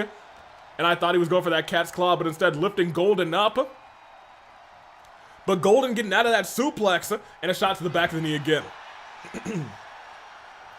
Off the ropes, drop kick. Oh my gosh, with the speed. The speed and power as he's calling for Gin to get up. This could be a finishing blow. Popped up, but Gin reversing the finisher of Golden. Get right back up. Knee strike doesn't land. Gin steps out of the way, lifting Golden up. And the cat's claw right across the face. Pinfall. And that is 1. That's 2. No resiliency because he didn't have it. No resiliency because he didn't have it. Pinfall again. 1, 2. Ooh, 1, not 2. Hold on a minute. I think Hilda would absolutely kill as a superstar when she's an... Hilda is a former AWE champion, actually. She doesn't remember it, but she is a former AWE champion, and now she's not in a great place. But we will see how that all plays out. Hold on, ran into the referee, popped up, turned around, right into the fireball powerbomb. Lifted up immediately saying, I'm not going for the pin yet, but maybe you should have because reversal into that cutter. And calling for Gin to get up again, which is an interesting decision. I'm not sure why he did that, but off the ropes. Hits another cutter off of the ropes. A second one for good measure into the pinfall. Gin has no resiliency. 1, 2, and that... Okay. Remember, that's Gin we're talking about. That's on me. That's on me. That is on me. Look at this. Oh my gosh, the back. The back of Gin destroyed. Torn asunder by those knees of Golden, those strong knees of Golden turning Gin around. Shot to the back again. Gin not going easy on Golden. Golden not going easy on Gin either. Double knees again. The knee-based offense is, ooh, reigning true tonight, and that honestly might be enough to burn resiliency this time. It is not. He's still going. Who's not in a great place? I stopped paying attention. Hilda is not in a great place. Not in the best place. Big kick. Went for another kick there. Went for a knee strike there, but Golden very quickly says, hey, catch this knee as well. Turns Gin around, and going for the pinfall, I would assume. And again, Gin does not have resiliency. Oh, it's not the pinfall. It's another submission locked in deep on Gin, and it is resiliency.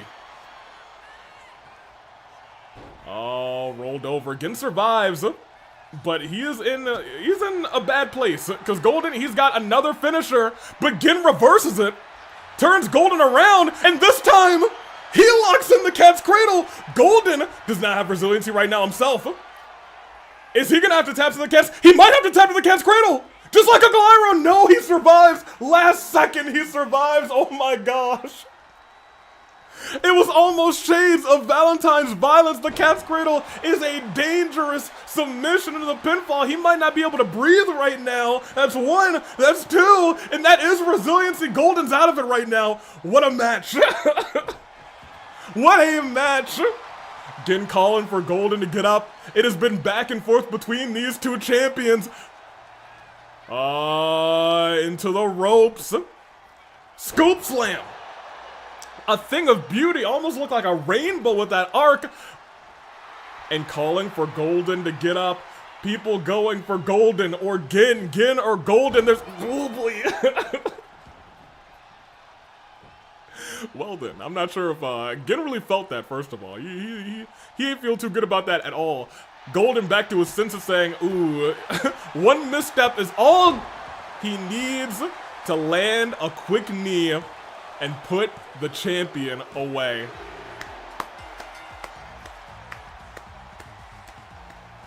That is your AWE All-Star. I'm sorry? Naegi? For what reason? No!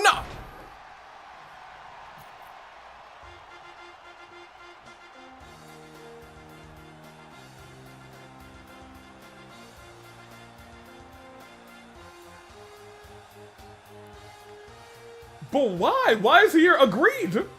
Your guess is as good as mine. He wants that title. That's not even his title. Makoto, you piece of garbage. Hey, we know Makoto's been a piece of garbage for a long time. Makoto. Makoto.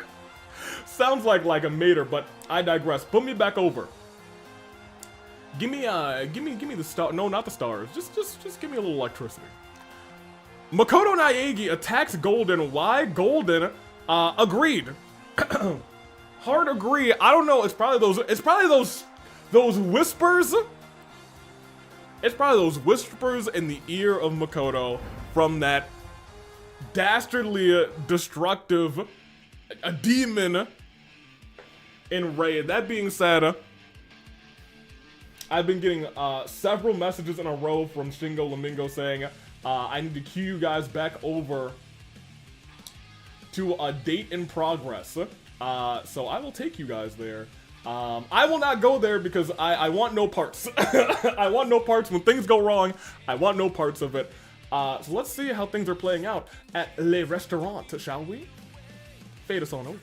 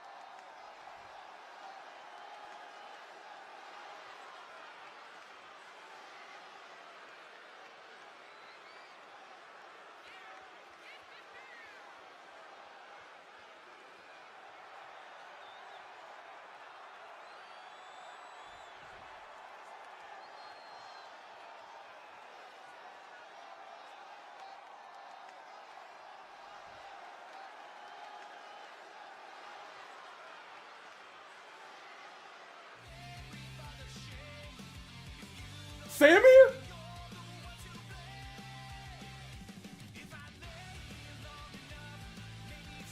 We'll check back in on their date in a minute. Sammy?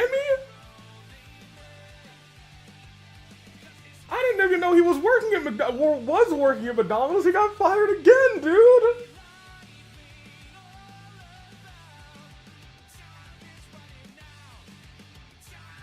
Dang it, Punch Up. Man. Oh, Sammy.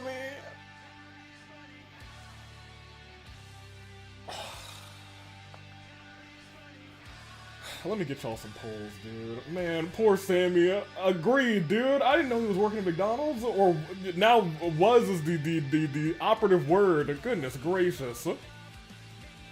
Here. It is tag team action.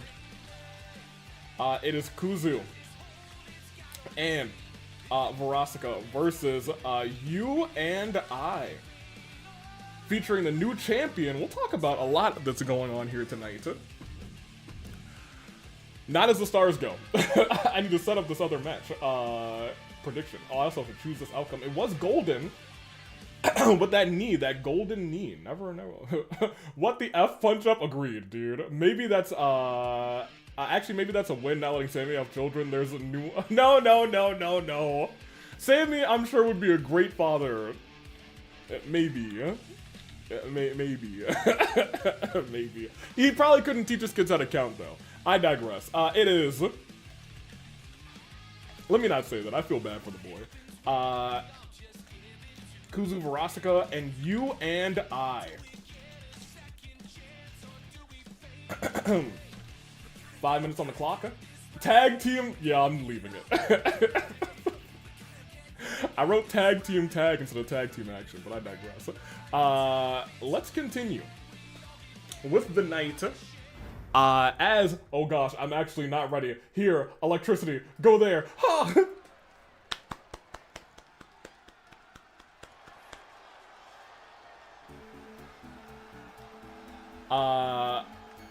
Love crew, please save her. Punch Up just committed assault. Wouldn't be the first time. Me and I, no. Oh my gosh. It's that guy. Our cameraman! Very quickly, did I write tag team tag on both of them? No, I wrote tag team action on the other one. Okay, I thought it was tripping for a second.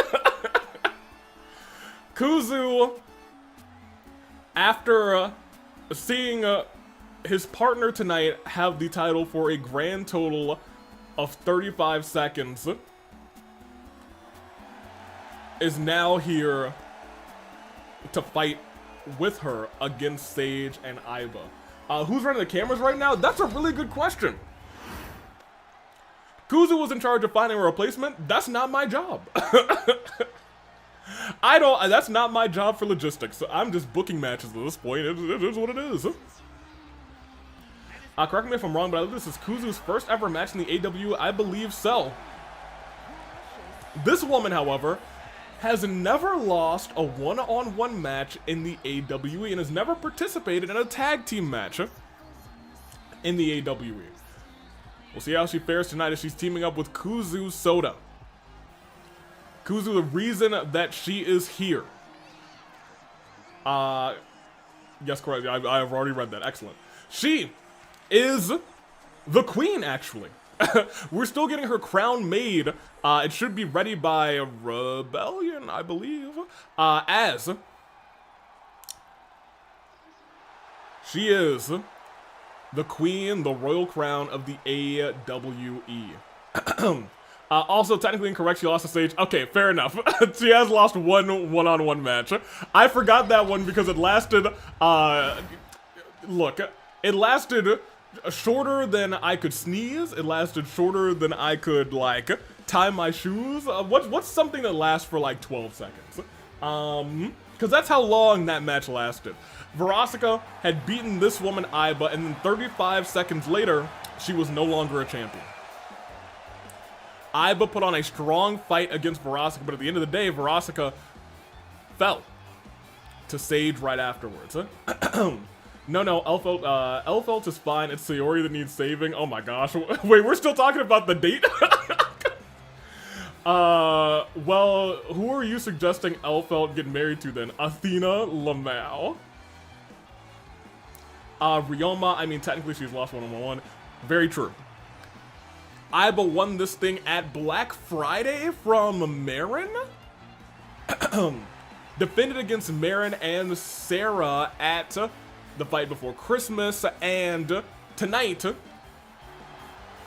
she no longer holds that title because she lost it to the Queen at Valentine's Violence. So that being said, her tag team partner made her triumphant return with her briefcase and is now the champion. Wait, Elfelt and Athena might work.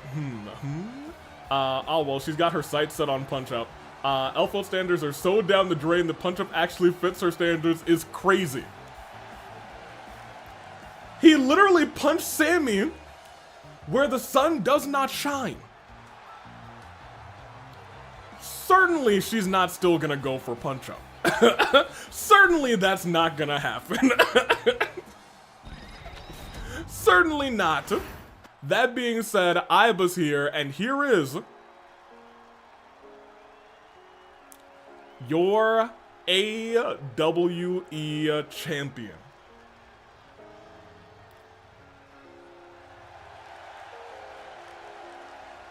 Sage.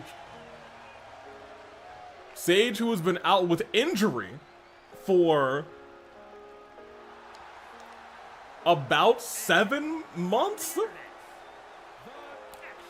Maybe 8 months? 7 months, I think, but I digress. It was actually, keep this in mind, remember this. You do have to remember this. She was injured by the Flame Tribe to ensure that she could not cash in on Bernice before AV Mania. That plan worked, but because of that, it has actually turned out terribly for newcomer in Verosika. Who would have thunk that that chain of events would have caused that cash in? Not sure how an AI gets injured, but okay. Oh, maybe she got a bug, you know what I mean? Maybe she had a bug in her code. She needed to be repaired. I don't know. I'm sure Eggman was working on it. We will see. I digress. Sage is here tonight, though, with that AWE championship. Congratulations to her. They put a glitch in her system. A glitch. Oh god, not him, don't worry. That guy is long dead. We ain't never gonna see him again. I tell you what, I tell you what. Love that he is long dead. That would be terrible if somehow he was not. Sage is here tonight for the first time competing as your AWE champion. And look at the two who were starting. The former champion and the man who's angry. One-on-one, Aiba getting chopped. Honestly, hold on, this is the rage. I was gonna say Kuzu is at a strong disadvantage here, but right now he's taking it to Aiba. Fighting for his queen. And stomping on her arm. Perhaps a bit of her programming or whatever got knocked offline. Glitch would be an improvement over Shingo right now, let's be real. Now, hold on a minute. I don't know if I agree with that. Is Kuzu aware who he's in the ring with? Probably not. Probably so, actually. Because right now, he's kind of owning Aiba a little bit. Hold on a second. DDT, hold on a minute, Kuzu. Tags been made to the champion, and that is exactly what Kuzu wanted to see immediately. As soon as possible, kicks Sage into the corner and says, it's time to get her, but here's Sage firing back. Kuzu, admittedly, very good. Is very much impressing. Turned around. Standing. Okay, hold on a minute. now, hold on just a second. Who gave Kuzu the sauce? Okay, why is Kuzu cooking? Agreed. I was asking the same thing. Went for a shot. I know he ain't just, yeah, he had a little Spanish fly. He's not used, so it's not a Spanish pie. Shot to the eyeball. Went for a drop kick. A step faster than Sage into the corner. Goes underneath. Goes over. Popped up into some boots. Okay. He's got the Kuzusoda sauce. Apparently, he does have the sauce. I trademarked that move. I don't know if you can do that. I'm not entirely sure. Into the corner.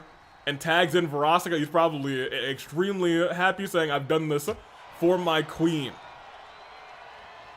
Try to go off of the ropes. Verosika, a shot to the person who beat her and made her have a 35-second title reign. Standing Sage up.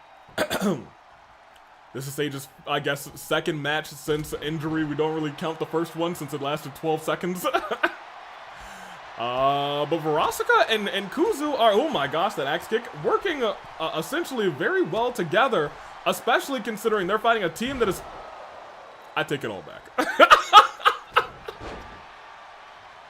You guys remember when it was the Racket of Psalm versus Mona and Cherry? We were like, Mona's crushing it right now, and then Mona missed that dive, and we were like, okay, all the aura is gone.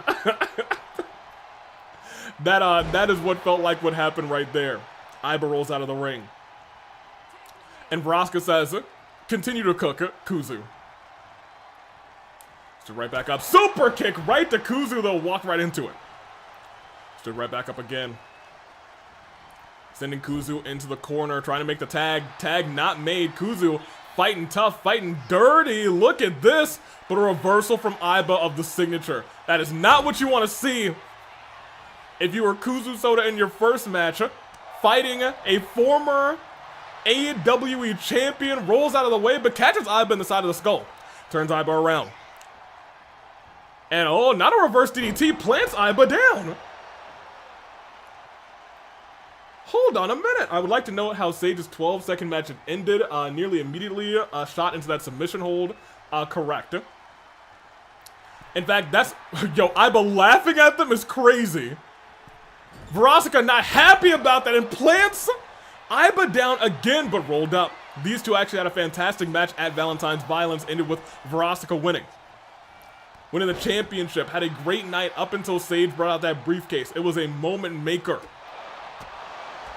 But instead, it was Sage who people are going to remember at the end of the night, going for a big power bomb onto Verosika. Tags made back to Sage. Aiba does have a signature ready. Sage, the champ. Does tail not count for rope break? Half joking. You know what? That's a good question. That's a pretty good question. Come on, Miss Mayday, you're a former champion. Can't let Kuzu carry you. That is the truth. Is officially a former AWE champion. Unfortunately, the shortest reign for, but a big kick. Imagine she pins the champion here tonight. Maybe that's exactly what she wants to happen. Maybe Miss Mayday, as you said, is gonna say, hey, Kuzu, get all the work done for me so I can pin the one who pinned me with a little effort. And I will pin her with a little effort tonight as well. Up on the shoulders, though. And slammed right back down. I don't think that plan is going to come to fruition. Aiba Danielson and Sage freaking Rollins coming through tonight. I don't know. Here's the thing. If Verosika pins the champ, does she get a future title shot? I think that world has to exist. Let's keep it buck. Verosika held that title for 35 seconds. She's got to be hungry now. Goodness gracious. She might not be hungry anymore. She might just be hurt. She might be hurt, and she might be hurt bad. Kuzu stepping out of the ring, saving that pinfall. As a tag's been made, Kuzu desperately saying, come on, get that tag, tags in. They have a chance, they have a world, they have a path, but things are starting to even out in this fight. But a reversal by Sage, slamming Kuzu down. Stood right back up, turn around.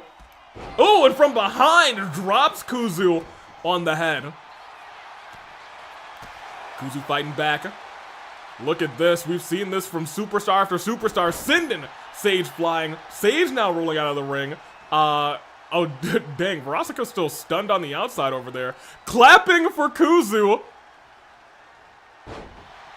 But not coming to Kuzu's aid is crazy. As we very quickly come back over here, because, you know, 2K is a functioning game. Put you back over here real quick. Find that. All right, great. You know, the referees are checking on Verosika right now. So, you know, I think they're making sure that she's okay. We will continue. Oh, look, she's fine. She's back up there. And Kuzu with, goodness gracious. Kuzu almost made the champion tap. Can you imagine if Kuzu made the champion tap? What happened to Verosika? Verosika, you know, looked like she might have been concussed. The medical team checked on her real quick. They gave her the all clear. That being said, Kuzu's about to not be all clear because goodness gracious. Slammed down with that Somnium Slam. Kuzu is now feeling it. Able to step out of the way though. Still surviving, still fighting on for his queen. As he says, pops up, sent down with a driver. Hold on a minute. Tag back in. Verosika looking over. Heavy hands, big. Strike right to the side of the horns, but look at that Verosika. Verosika's so good at using that signature bar to her advantage. A lot of that is how she was able to overcome Aiba this past week at Valentine's Violence. It could be how this team can come up with a victory here tonight. Up on the... Ooh, hold on. In powerbomb position, turned around and face first into that turnbuckle. Bounced off of the head as she goes crumpling down into the corner. And oh my gosh, foot right into the throat of Verosika. Stood back up. You don't think. Into the corner again.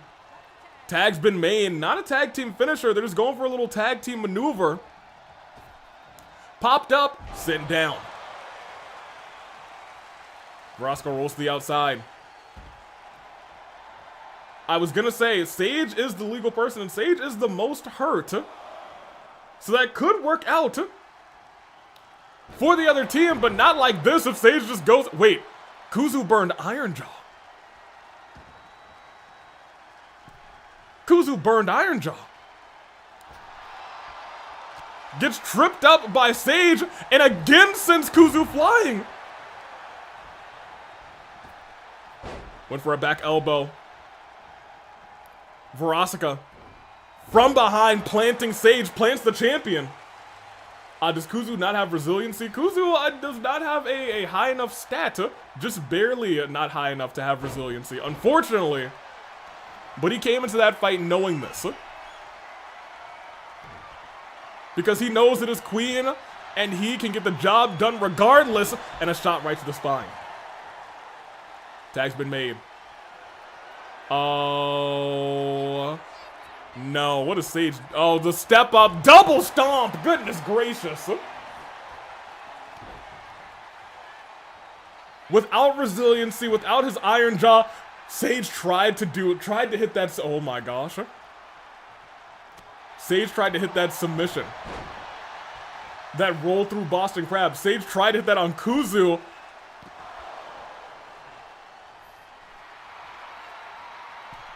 Hey, Verosika, where were you going, girl? Where were you off to? Where was she going? Back elbow does land this time. Verosika, what are you doing? A shot to the knee. And taken down by Aiba. She had the wind is saying to trust the wind. I don't know if I trust the wind right now. Tag's been made. Aiba didn't have a finisher either, but goodness gracious, a knee strike. Oh, you gotta remember, these two were very good as a tag team. Before the Sage injury, they were potentially on lock to being one of the next tag team champions, if not for the Flame Tribe. Verosika able to save herself, still standing, but Sage punching, wailing away at Verosika. Turned around. And a backstabber. Shades of Mizuno, who took a big loss to Yukiko. At Valentine's Violence in the main event. In the crowd, by the way. In the crowd. She's a masochist. What is Sage doing here? Lifting up Verosika again. Into the corner again. Tag's been made again. Whipping the arms. Goodness gracious, just tossing Verosika. Lifted up again, and I think Sage saying, hey, Aiba, get your lick back. Double super kick. And heading up to the top rope. Ladies and gentlemen, it might be lights out for Verosika. Up around, no, rolls out of the way. Reverse the signature at the last second, but Aiba rolls back around, and it's a super kick to Verosika. Verosika, you gotta make that tag if you want to have a chance at this point, because Sage is waiting. The champion is prepared for you to get up and send you down again into that submission just like before with 35 seconds. Wait. Verosika does not tap. Verosika does not tap. Unlike Valentine's Violence, Verosika does not tap. They just did this and it was nasty before.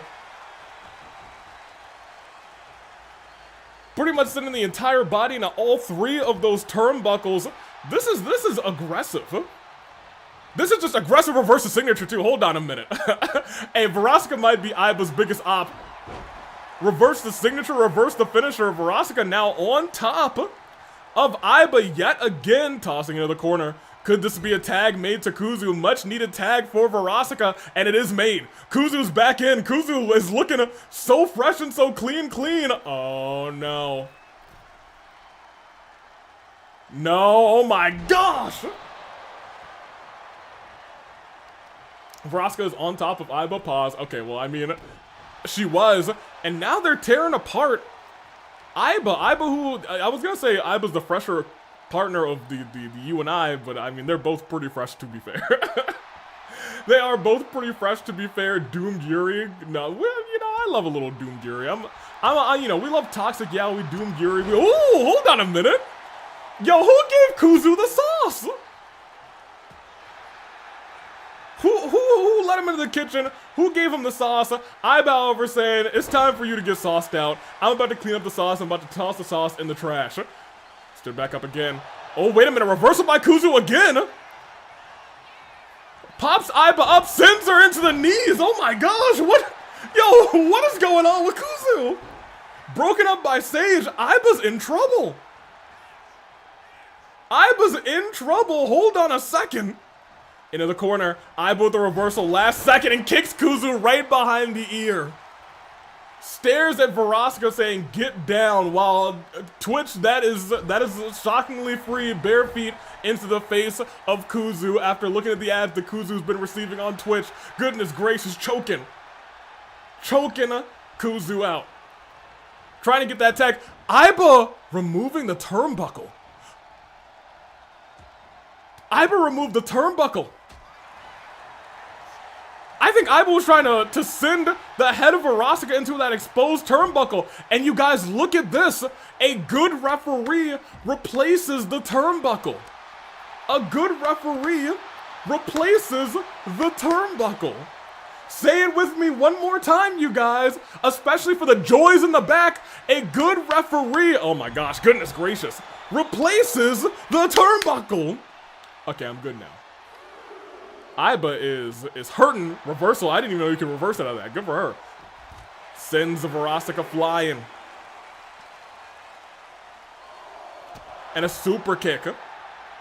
It's so late in the match of Verosika now with that body injury. What is Aiba doing? She's backing up. She's not saying let's get back into the ring. Okay, is now is she saying get back into the ring? No. Sends her back in the ring. Now she's like, okay, we'll go. A good referee is called Joy/J. Awful. Awful and incorrect. Already onto the injured back. Verosika is hurting bad. Broken up by Kuzu. But all he needs to do is tag in Sage. If Aiba tags in Sage and Verosika gets no reversals, this match might be as good as over. And the tag has been made. We saw them do this before. It's about to be a very nasty, very disgusting super kick. Oh, turned around and dropped. Right on the jaw. Rolled out. Stomp to the arm. And, oh! Caught the stomp into an RKO! Something that Aiba has a history of doing!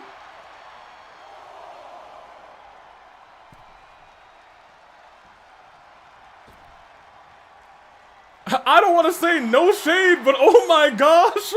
Turned around, but it might all be over here. This matchup has been going on for a long, long time, and Verosika, just like in Valentine's Violence, has to tap out to Sage. And look at that, Kuzu going to get his queen. Saying, no, Sage!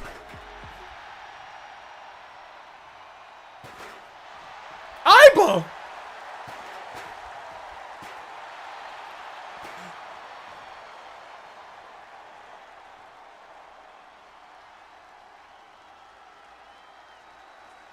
Kuzu died doing what he loved? Yo.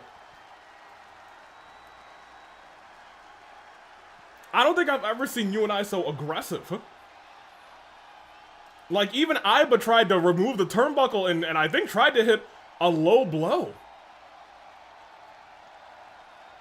Okay, that was unnecessary. Even Lion with a damn. Oh my gosh. Goodness gracious. Okay, bring me back. Bring me over. Give me, just cut me over, dude. Goodness gracious.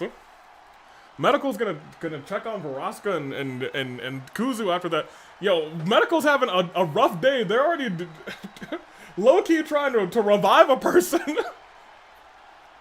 Cause whoever was in that, well, we'll talk about it at the end of the show. We do have confirmation of who was in that red suit. But that's an end of the show us problem. You and I turn off some more aggressive AI as a lady. Yeah, I was gonna say they're a little angry. After this matchup, we will see how this date will pan out. But we must continue. This is supposed to cure my anger, but it just made it worse. We're coming back for them. Oh my gosh, goodness gracious. Poor Larachel, she must be rather busy. The whole medical team is busy tonight, dude. I don't know how we're gonna look. Not my problem. Not my problem. That's a Shingo Lamingo problem. Not a US Aviator problem. That's not a Sun Davy problem. That ain't me. Let me get you guys some more polls. It is our semi-main before we see the OC Championship on the line. So let's go ahead and get it real quick. It was indeed you and I who took the victory. As this one, I'm very curious to see how it plays out.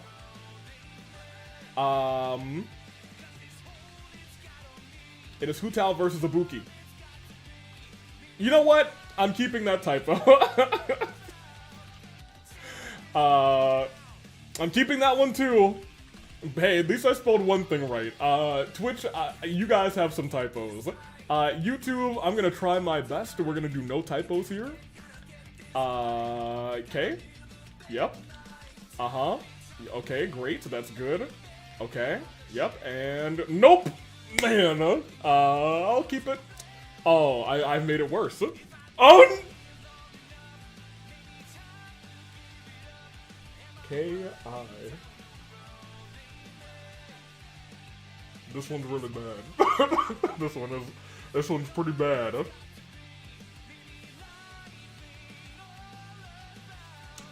I'm not gonna say anything, and I'm just gonna go ahead and we're gonna start this match. Yeah, we're gonna start this match real quick. Hey, give me the electricity real quick. give me the. It was a bookie 2 times.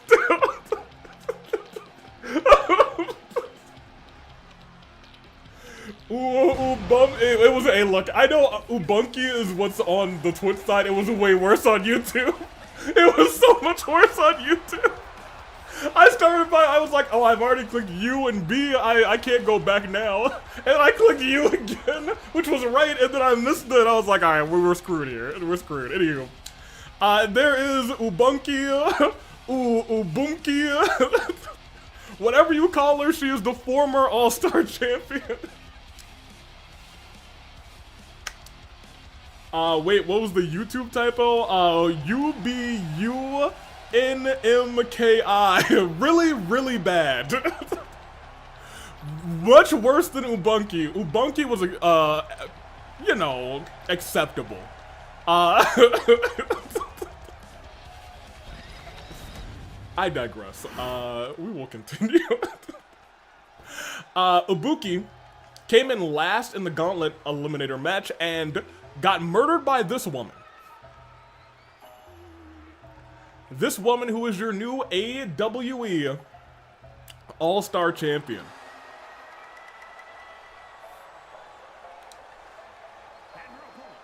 According to Pi, 3 last wills and 2 tombstones in the span of 5 minutes.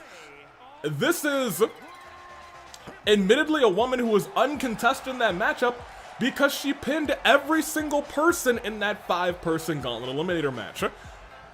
Hutao was on something at Valentine's Violence. Ooh, that belt looked good on her. She said, oh yeah, it's your girl. It's Hutao, representing the Flame Tribe, but tonight she is out here all alone as the All-Star Champion saying, you know, I respect Ibuki. I might have kicked her in the face a couple of times and dropped her on her skull. We will see. Polka currently perfect for predictions. What are our prediction counts looking like? Ooh, Bumpy, I'm crying. Stop. No, no, no, no, no. Look, I was doing so well with not typoing, and I got in my own head, dude. I got in my own head. Hu Tao, best of luck to you. You know what Hu Tao did, though? She saved us from the RSC range. She's alright in my book. Hey, look. I agree. I wholeheartedly agree. But tonight, Ibuki looks to get her lick back, both going for moves at the same time, but immediately catches Ibuki, but Ibuki reverses into a Hurricane Rana into a pin. One, not even one. My bad, not even one. Jessica calling the action here tonight. Hu Tao getting drop kicked by the energetic enigma that is Ibuki Miyota, the Rockstar. Honing that Rockstar DDT, she will drop you on your head. Was unable to do that at all in the championship defense. She added Valentine's Violence because she got hit with those nasty legs. She got hit with those nasty last wills over and over again. Took her out real quick. And you have to remember, she just came back from a neck injury, got kicked in the head and dropped on her neck with those tombstones. What was she to do?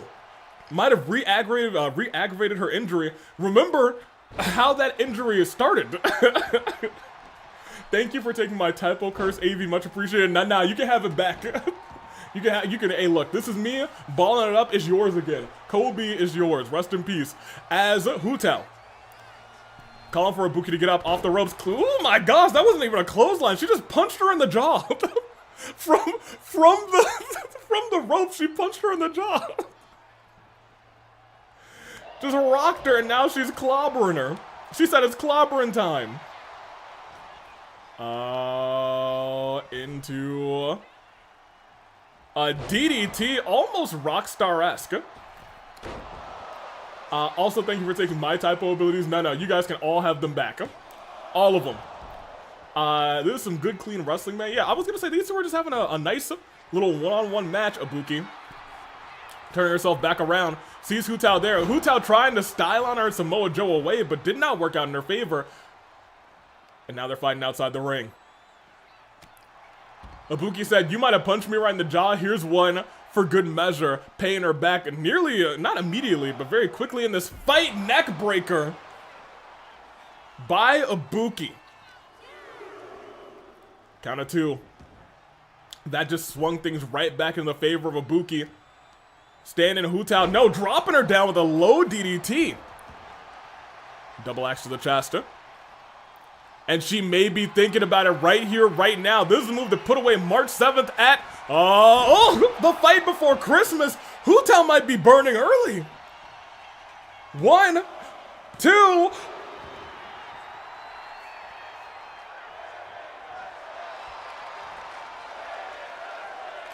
Hold on a minute. Are you telling me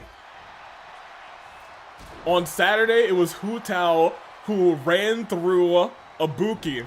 Is it about to be Ibuki tonight who runs through Hu Tao? Crossbody. Ibuki wants that championship back, stomps on the midsection of Hu Tao. Stands her right back up. Tried to go off the ropes, stares at the ropes for a second, realizing, and you know what? Maybe she has a fear of that side of the ring. Maybe there's trauma. Maybe there's a little bit of trauma. Oh my gosh, she got caught in the ropes. Didn't see Ibuki, it rolled outside. Ibuki rolls out of the way. Trying to stun Hu Tao. Hu Tao, however, catches the legs, stomping on the midsection of Ibuki.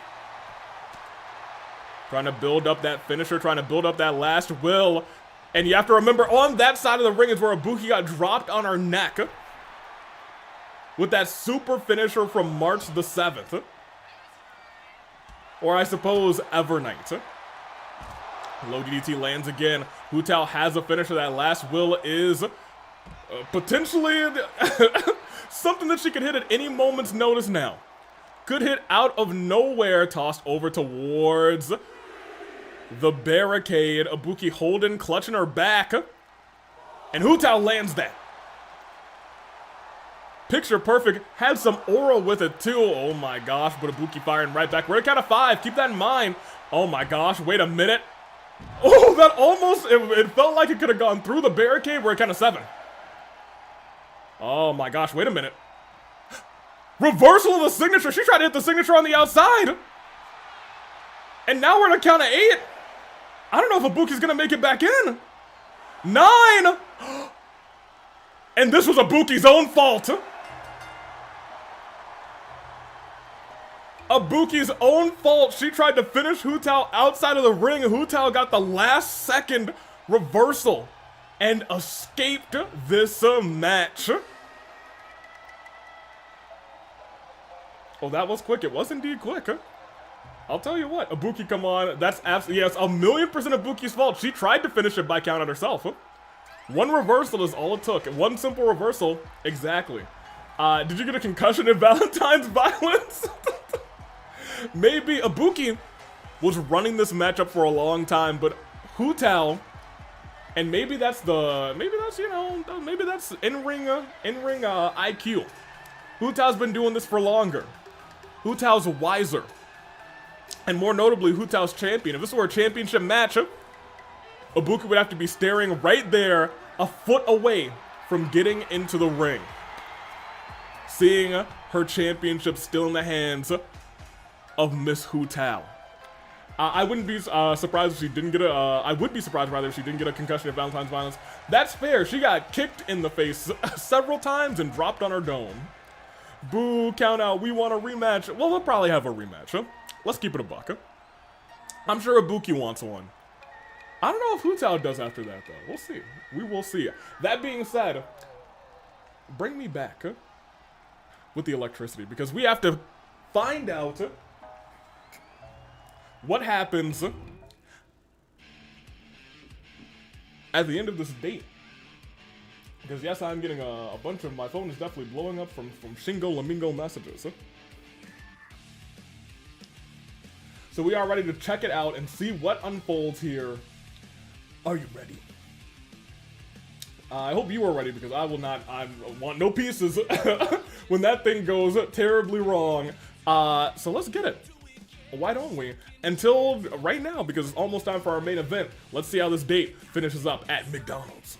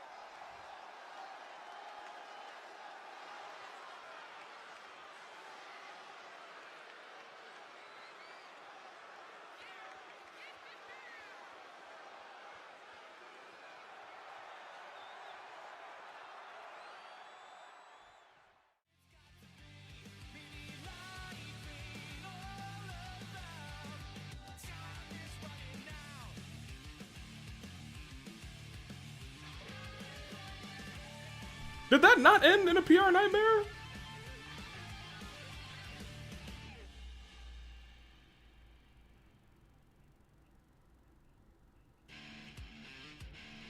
Huh.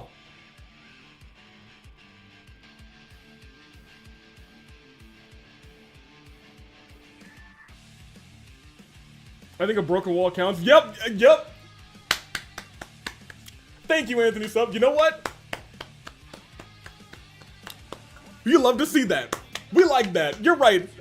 A whole wall was broken. Hey, Shingo needs to keep her competitors under control, damaging public property. I'll tell you what, that's what I'm talking about. It all worked out because the right people took action. You're right, because Shingo Lamingo didn't do nothing. Imagine how bad that could have gone if Elfelt and Athena and Pulonia didn't take charge. You know what I mean? That being said, good luck, Punch Up. We got a main event to get through. Goodness gracious. It is that time once again. Except this time it is technically the first time tonight because it should have been the second time, but instead, things certainly happened. Huh. Poor Ashi. I'm sure Ashi and Abigail are gonna have to sort through their differences very soon. We'll see how it plays out. But instead, it's time to find out who walks out tonight as the OC champion in this poll real quick. We've got quite the trio there, or duo? Those things never turn out well. Emotional support brigade, right? Elfelt and Punch Up are match made in limbo. Nah, Gory. Elle actively said that she has a honeymoon to plan with Punch Up. They'll be fine. Oh boy. Elle seems more yeah, I was gonna say Elle was in it to find a husband. Let's keep it a buck. Let's start this poll real quick. It is OC Championship Underground. The rules set by the challenger. DJ will go one-on-one with Jay. I'll be saying the letter J a lot tonight, I believe. It was Hu Tao. Hu Tao did win by countout for the Twitch side, and don't refer to Elfelt as L. It could be confused with El Condor Pasa. No. See, that's ECP. We love our ECPs. Except I would love for someone to just be like, L, get over here, and they just both show up. Anywho, here we go. OC title. Underground. Is the champion DJ. Is the challenger J. 5 minutes are now on the clock to start predictions. And the song is ended, so it's the perfect time to get on. Shall we? We must. We must. Electricity! No ropes. Pinfalls or submissions.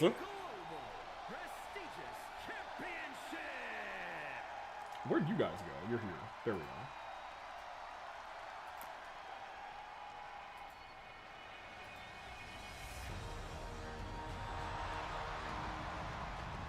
The challenger. Jay Warlen. Jay has been waiting for this one-on-one match against DJ since OC Revolution November 2025.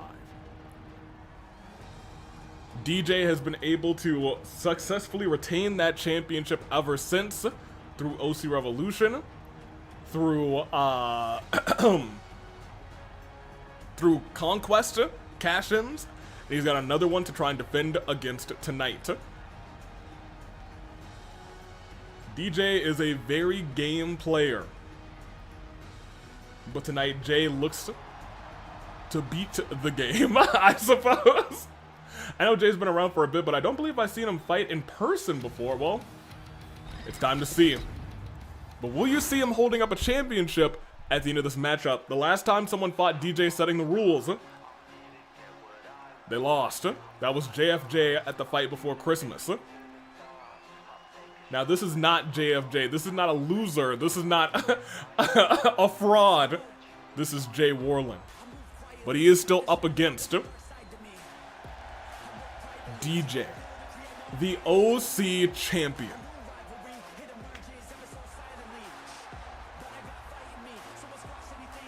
He has held that title and this division proudly since winning that championship. And tonight he looks to do it again on Fracture. The first time the OC Championship, I believe, has ever been defended on Fracture. Let's see how this thing plays out.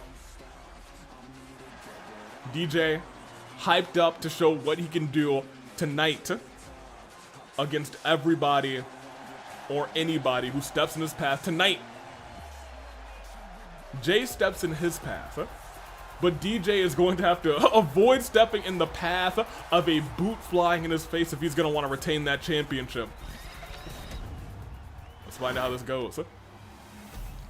Jay's an incredible competitor and one who could metaphorically kick your head off, clean off rather, and given the rules of the underground match, that may be what wins him this match. That being said, keep in mind, DJ is no stranger to defending his title in a match that's a little bit crazy, just like his defense against JFJ.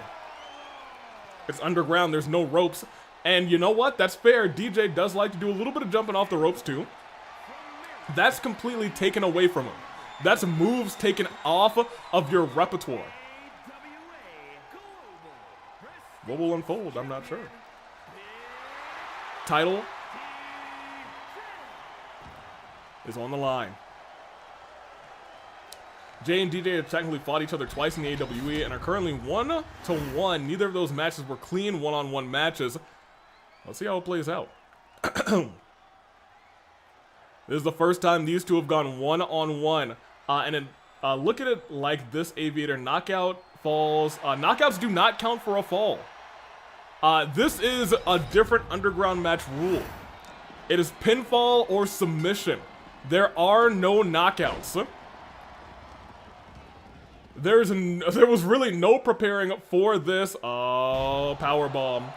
The Onyx game is currently on hiatus. You know what? I agree. And you know what? I think it's probably for the best that it stays on hiatus forever. Hopefully it never comes back, and hopefully it doesn't come back very soon. That would be terrible for the emotional stability of several people. But we'll see how it all plays out. Or hopefully it never plays out. If I had to say anything, hopefully it never plays out. Pinfall. One. Just one. But AV, my son Yuma's in there. Yeah, but like, when that thing starts back up, Yuma could die, you know what I mean? So I think, I think we should just let him stay in limbo. That's personally what I would like to do. But I have nothing to do with that game, so that's probably not what's gonna happen. A couple of stomps, and a hit right to the head. Jay, body already damaged, but DJ has lost a lot of vitality, and now his body's damaged too. Drop back, and a knee strike lands. Stomp to the knee. And turn back around, DJ is getting wrecked, dude. Pushed away. And, oh my gosh, tried to toss him out, but instead DJ gets tossed to the outside instead. Popped up and powerbombed down. It is underground. Our stage crew is set. They're going to tear down this set. Oh my gosh, the back of his head. The back of DJ's head on the barricade there. It is going to be, I'm sorry, an arm? A whole arm now going into the spine of DJ. Jay calling for DJ to get up. Already worked up a signature. Lifting him up. Taking a couple steps back and a spear. And immediately standing him back up again. This could be the finisher right afterwards. Takes a step back and a... Jay is focused tonight. But the referee took his sweet time getting to position for the pinfall, but it's still enough to burn resiliency on the champion.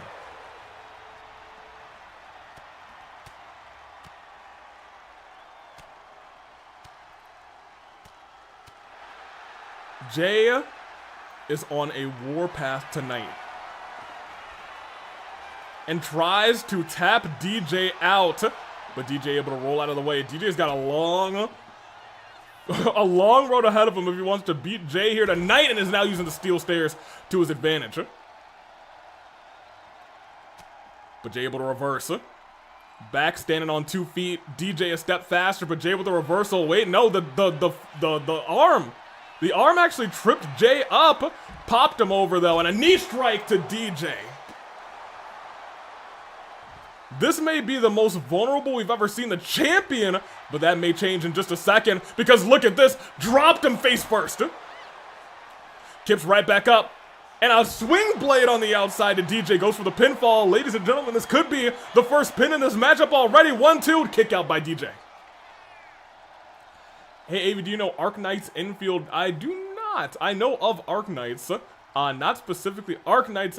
Oh, hold on. Popped up. Reversal by DJ. Much needed, but reversal right back by Jay. And then lands him with a finisher right on the arm. Where's the ref? 1, 2. Not the first fall. I could have sworn that was going to be fall number 1 for the champion, but somehow, some way, DJ survives. It may have been the referee going a little too slow that bought DJ some time. But somehow, some way, he kicked out of that. I don't know how. I'm shocked that he was able to kick out of that. Popping that knee, trying to weaken that warpath. Lift it right back up. Trying to drag Jay over to the ring. No, yeah, toss them in there. Goodness gracious. DJ clearly feels more comfortable in the ring than outside of it. But Jay saying, no, we're taking it right back to the outside, but that may have been exactly what DJ wanted.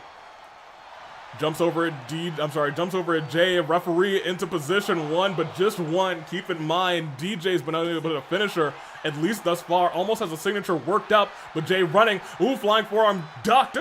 But a reversal right back by DJ turns him around.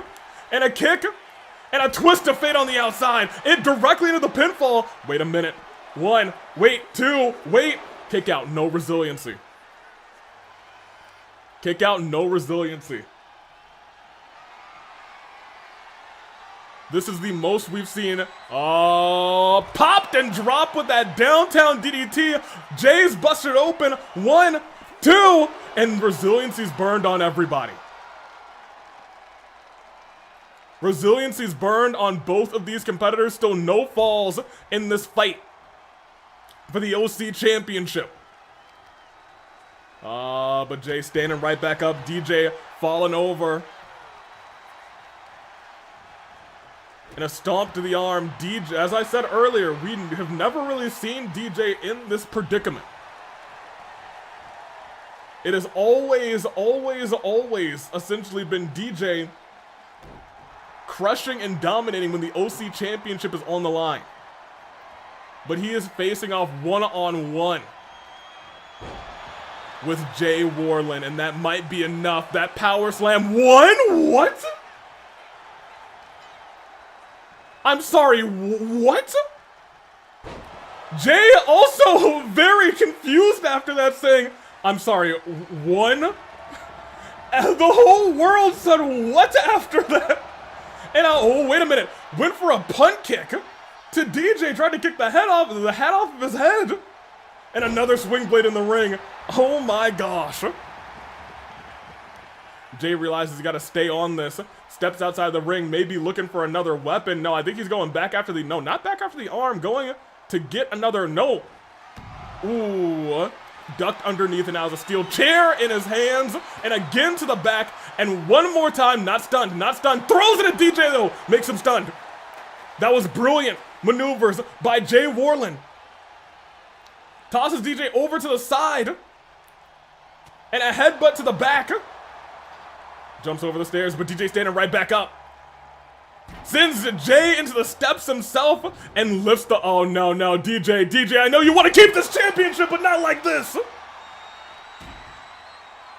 Not like this, but Jay able to somehow, some way come back from it. DJ ducks out of the way. Jay has a signature and a finisher. If Jay's able to hit them, oh no, cutter! Onto the chair, and I think onto the arm, 1, 2, but DJ still kicks out. And a spear on the outside. That's gotta be enough.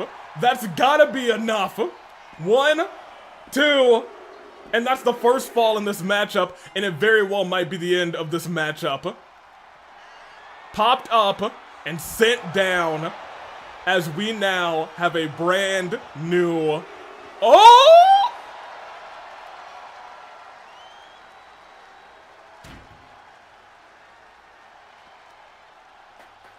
Now hold on a second. It ain't over till it's over. It ain't over until it's over. Reversal by Jay. But taken out with a nasty clothesline into a pinfall that, you know what, it might actually be over. That clothesline turned him inside out, and no! Still not enough. DJ may be one of the most, if not the most resilient superstar we've ever seen, but Jay calling him to get up. And this could be the end of DJ's title reign, again onto the arm and outside the ring for 1, for 2, and new OC champion. I was gonna say, I don't know what it's gonna take to keep DJ down, but the chance for Conquest after a dominant title reign has come to an end. He chose the match type, and tonight, as the shoulder goes up, twist of fate, hey look, DJ, after being massacred in the first half of this match, was able to come back and burn resiliency on Jay. And then Jay still couldn't keep him down. It took Warpath after slam over and over again, and it is the first time, as Dragon Force Czar says, that a Conquest cash-in has resulted in a title victory. DJ was able to defend against the first one, but the future is now, as Jay Warlen is your new AWE OC champion, and what was a spectacular main event. Hey, when DJ got the shoulder up there, I was like, huh? I was like, what? And again right after that, but one time too many. It took how many finishers, I don't know, to keep DJ down. At least for tonight, because I'm sure DJ will be coming back after Jay in the future. But tonight, it's Jay's world as blood runs down his face in this war with DJ. Fact, I'll bounce back from this. Hey, I'll keep it a buck. You don't have to do too much bouncing with how much you kicked out. Congratulations to your new OC champion, Jay Warlen. I feel like that ref had a parlay on DJ because there were multiple times that he took way too long on fins. Hey, you know, maybe the referees are gambling. I wouldn't put it past Shingo Lamingo to make the referees gamble on their matches. You know, I'm just saying. That being said, congratulations once again to Jay. As we go on, because that is our show,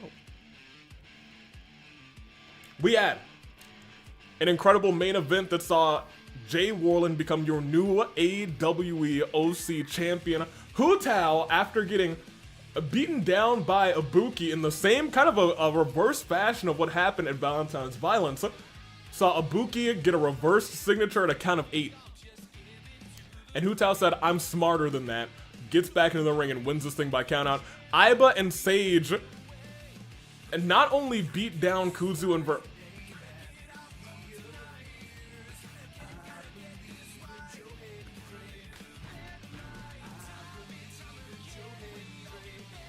Ain't nobody say your name.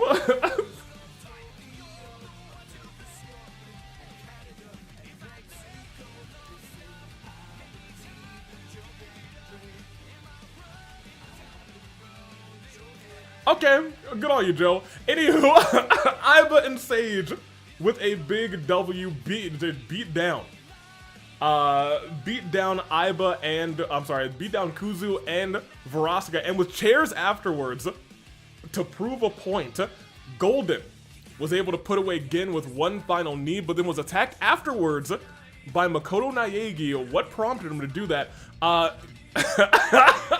Miku called out Shingo, and Shingo said, "You're not worth my time." Reese, Splendid Vaughn, was beaten by Sara after, you know, a very corrupt referee gave Sara that victory. When will Johinger return? One day. One day. And lastly, no, not quite lastly, Mariner Panette, they still have it. They still got it. And last but not least, Pulonia beat Athena, but that was not really, that was not the story of their night. The story of their night was Athena and Pulonia teaming up with Elfelt for love, I guess.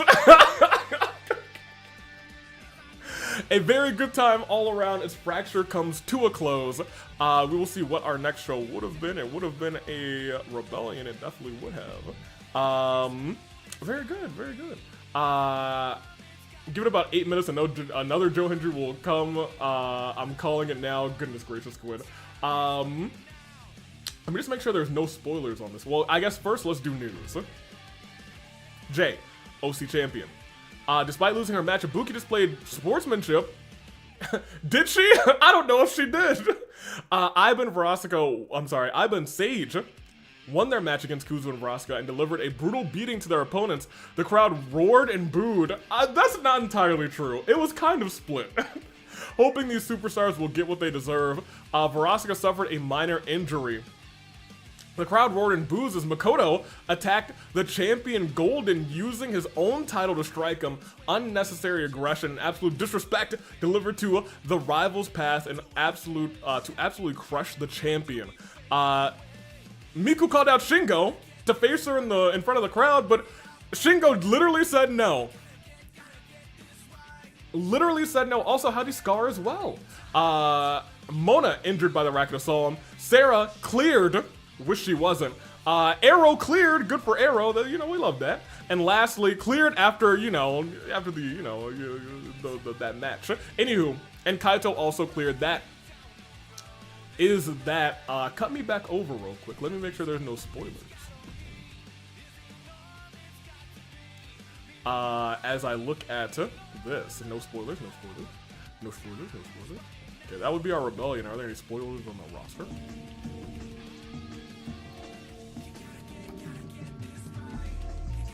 Okay, it looks like all the Tanjiro ones are still on. Apparently. Let me see. Where? Okay, yeah, here we go.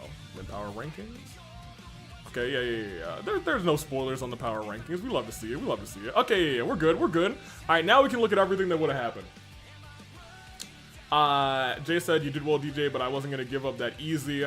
I said I would take you down, and that's exactly what I did. I showed the heart of a true warrior, still standing tall after, after tonight is your new OC champion, the Warlord of Wrestling, Jay Warlen." The no spoils. We had to make sure there were no spoils. They would have set up this match, which is fair. They would have set up. I don't really understand this one. I don't really understand this one, but okay. We would have had. I do understand this one. I do understand that one. Maybe I could see that too. And then Gin and Kyutaro, they really want to run it back apparently. Who invited? Yeah, I was gonna say, really, who did invite Claude to this match? I guess it's a little Fire Emblem brawl. I gotta say, Jay himself has a good record for himself already. Not only won the OC Championship, he won it on not OC Revolution. I think that's the first time it's changed on a non-OC show outside of AV Mania. Outside of AV Mania, I believe you are correct. Primary colors, I guess. Okay, I could see that. I could see that. From Cat. Does Aaron winning at AV Mania 3 count as a non-OC show? Yes, correct. He's here for emotional support. Claude! Okay, yeah. AV Mania, correct. Roster and power rankings. Number 1 is... I don't really understand why Iroh's number 1. He just lost to Gin. I feel like Gin should probably be number 1, but he's number 9. But that's a 2K kind of thing. Von Karma number 2. Robbie number 3. You love to see it. ECP at number 5. Neru number 6. Golden 7. Hu Tao 8. Gin number 9. Sakura 10. Pi 11. Kyutaro 12. J 13. Yosuke 14, Marin 15, Kyutaro, nope, Chi-Chi 16, Farina 17, Mitarai 18th, Punch Up after his date went up to 19th, I guess, and you're in the top 20, Rinka down there at 21, and that's your top 20 here. And that's our show. I can't believe I forgot Robbie Rodden was Fight Forever champion. Well, he'll be in action on Sunday. So you should remember then. You'll get to see him come out. Do not say ECP, just say L. I've called her ECP for so long. I don't think I can change. Yo!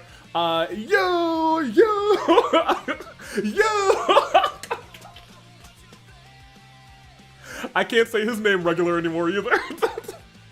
Take me over. Give me the electricity. That is... AWE Fracture, surprisingly including a successful question mark date. Dates? Question? I don't know. This certainly was a night. But there is something that I do need to tell you guys, and it confuses me a little bit. So, from the medical team, they removed the helmet of the red third law person. And that was Mahiru. Which doesn't make sense to me exactly. And she is not in good shape. She is not responsive. She has a stable heartbeat, but she is not, well, stable was not the correct word. She has a heartbeat is where we are. Hopefully she will be all right. What? Yeah, agreed. I'm also very confused. Not Charlotte, Mahiru, but they had pink hair. Why is she involved? Yo, you guys, look, I have many questions as well. Now that's a surprise. I'm gonna have to look back at the footage from earlier tonight. Did they send a decoy? That's a possibility too. I don't know. All I know is that Mahiru is in really bad shape. What? Was it a decoy? Did they swap out? She must have been wearing a pink wig, half joking. That's also a pot. Look, I don't know what the truth is. I sincerely don't know what the truth is. All I know is that Mahiru is the person who got dropped from the apron on her head onto the steel stairs. And what was maybe the most sickening thing I've seen here in the AWE, I got out of my chair and low-key almost dry heaved in the corner over there. Dude, this feels familiar to Mahiru's killing game. This is definitely information. That was Mahiru. What happened with Mahiru? I wasn't here the whole day. Dude, I don't know. I just know that, look, I'll keep Mahiru in my thoughts. But that's on Shingo. That's not on us. That's on Shingo. I don't run this show. Look, when I ran this show, that happened to Ibuki during a match. This happened during not a match. That's all I'm saying. Perhaps Charlotte expected March to do that, and thus she swapped herself out with Mahiru to bail out.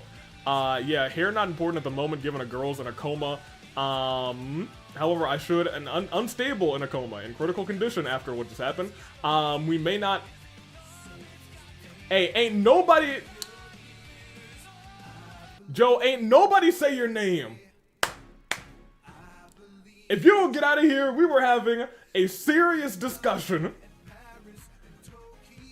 You like to clap when girls are in coma? You get off of my face, Joe. You over here? You get off of my face. I can't believe you. Get out of here. Let me see. And it was Squid who sent it, of course. Joe Hendry, not now. These are serious hours. Agreed. This is terrible. There's terrible times. It's time to end. I will keep you guys updated. I'll probably have an update for you on Sunday.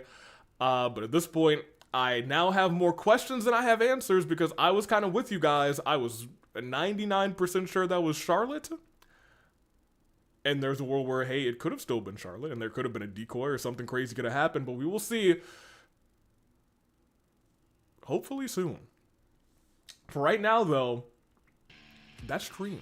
Until then, I'm taking off. I called it in about 8 minutes. So, well, unfortunately, that wasn't a gamba, so you get no pancakes for it. Haha! Alright. Joe versus March. For the title, Joe. Not Joe Hendry. Samoa Joe, goodness gracious. Anywho, fare thee well, everyone. I'm gonna go check on medical personally, cause what happened tonight wasn't right. And even though I'm not in charge, I don't feel responsible, but I still kind of feel like a sense of duty. So I'm gonna go to medical in just a moment. So I'm gonna go check things out. You guys stay safe. Toodaloo Flag Crew, as always, until Rebellion this Sunday. Thank you for watching. Get me out of here. Get my electricity right now. Yeah.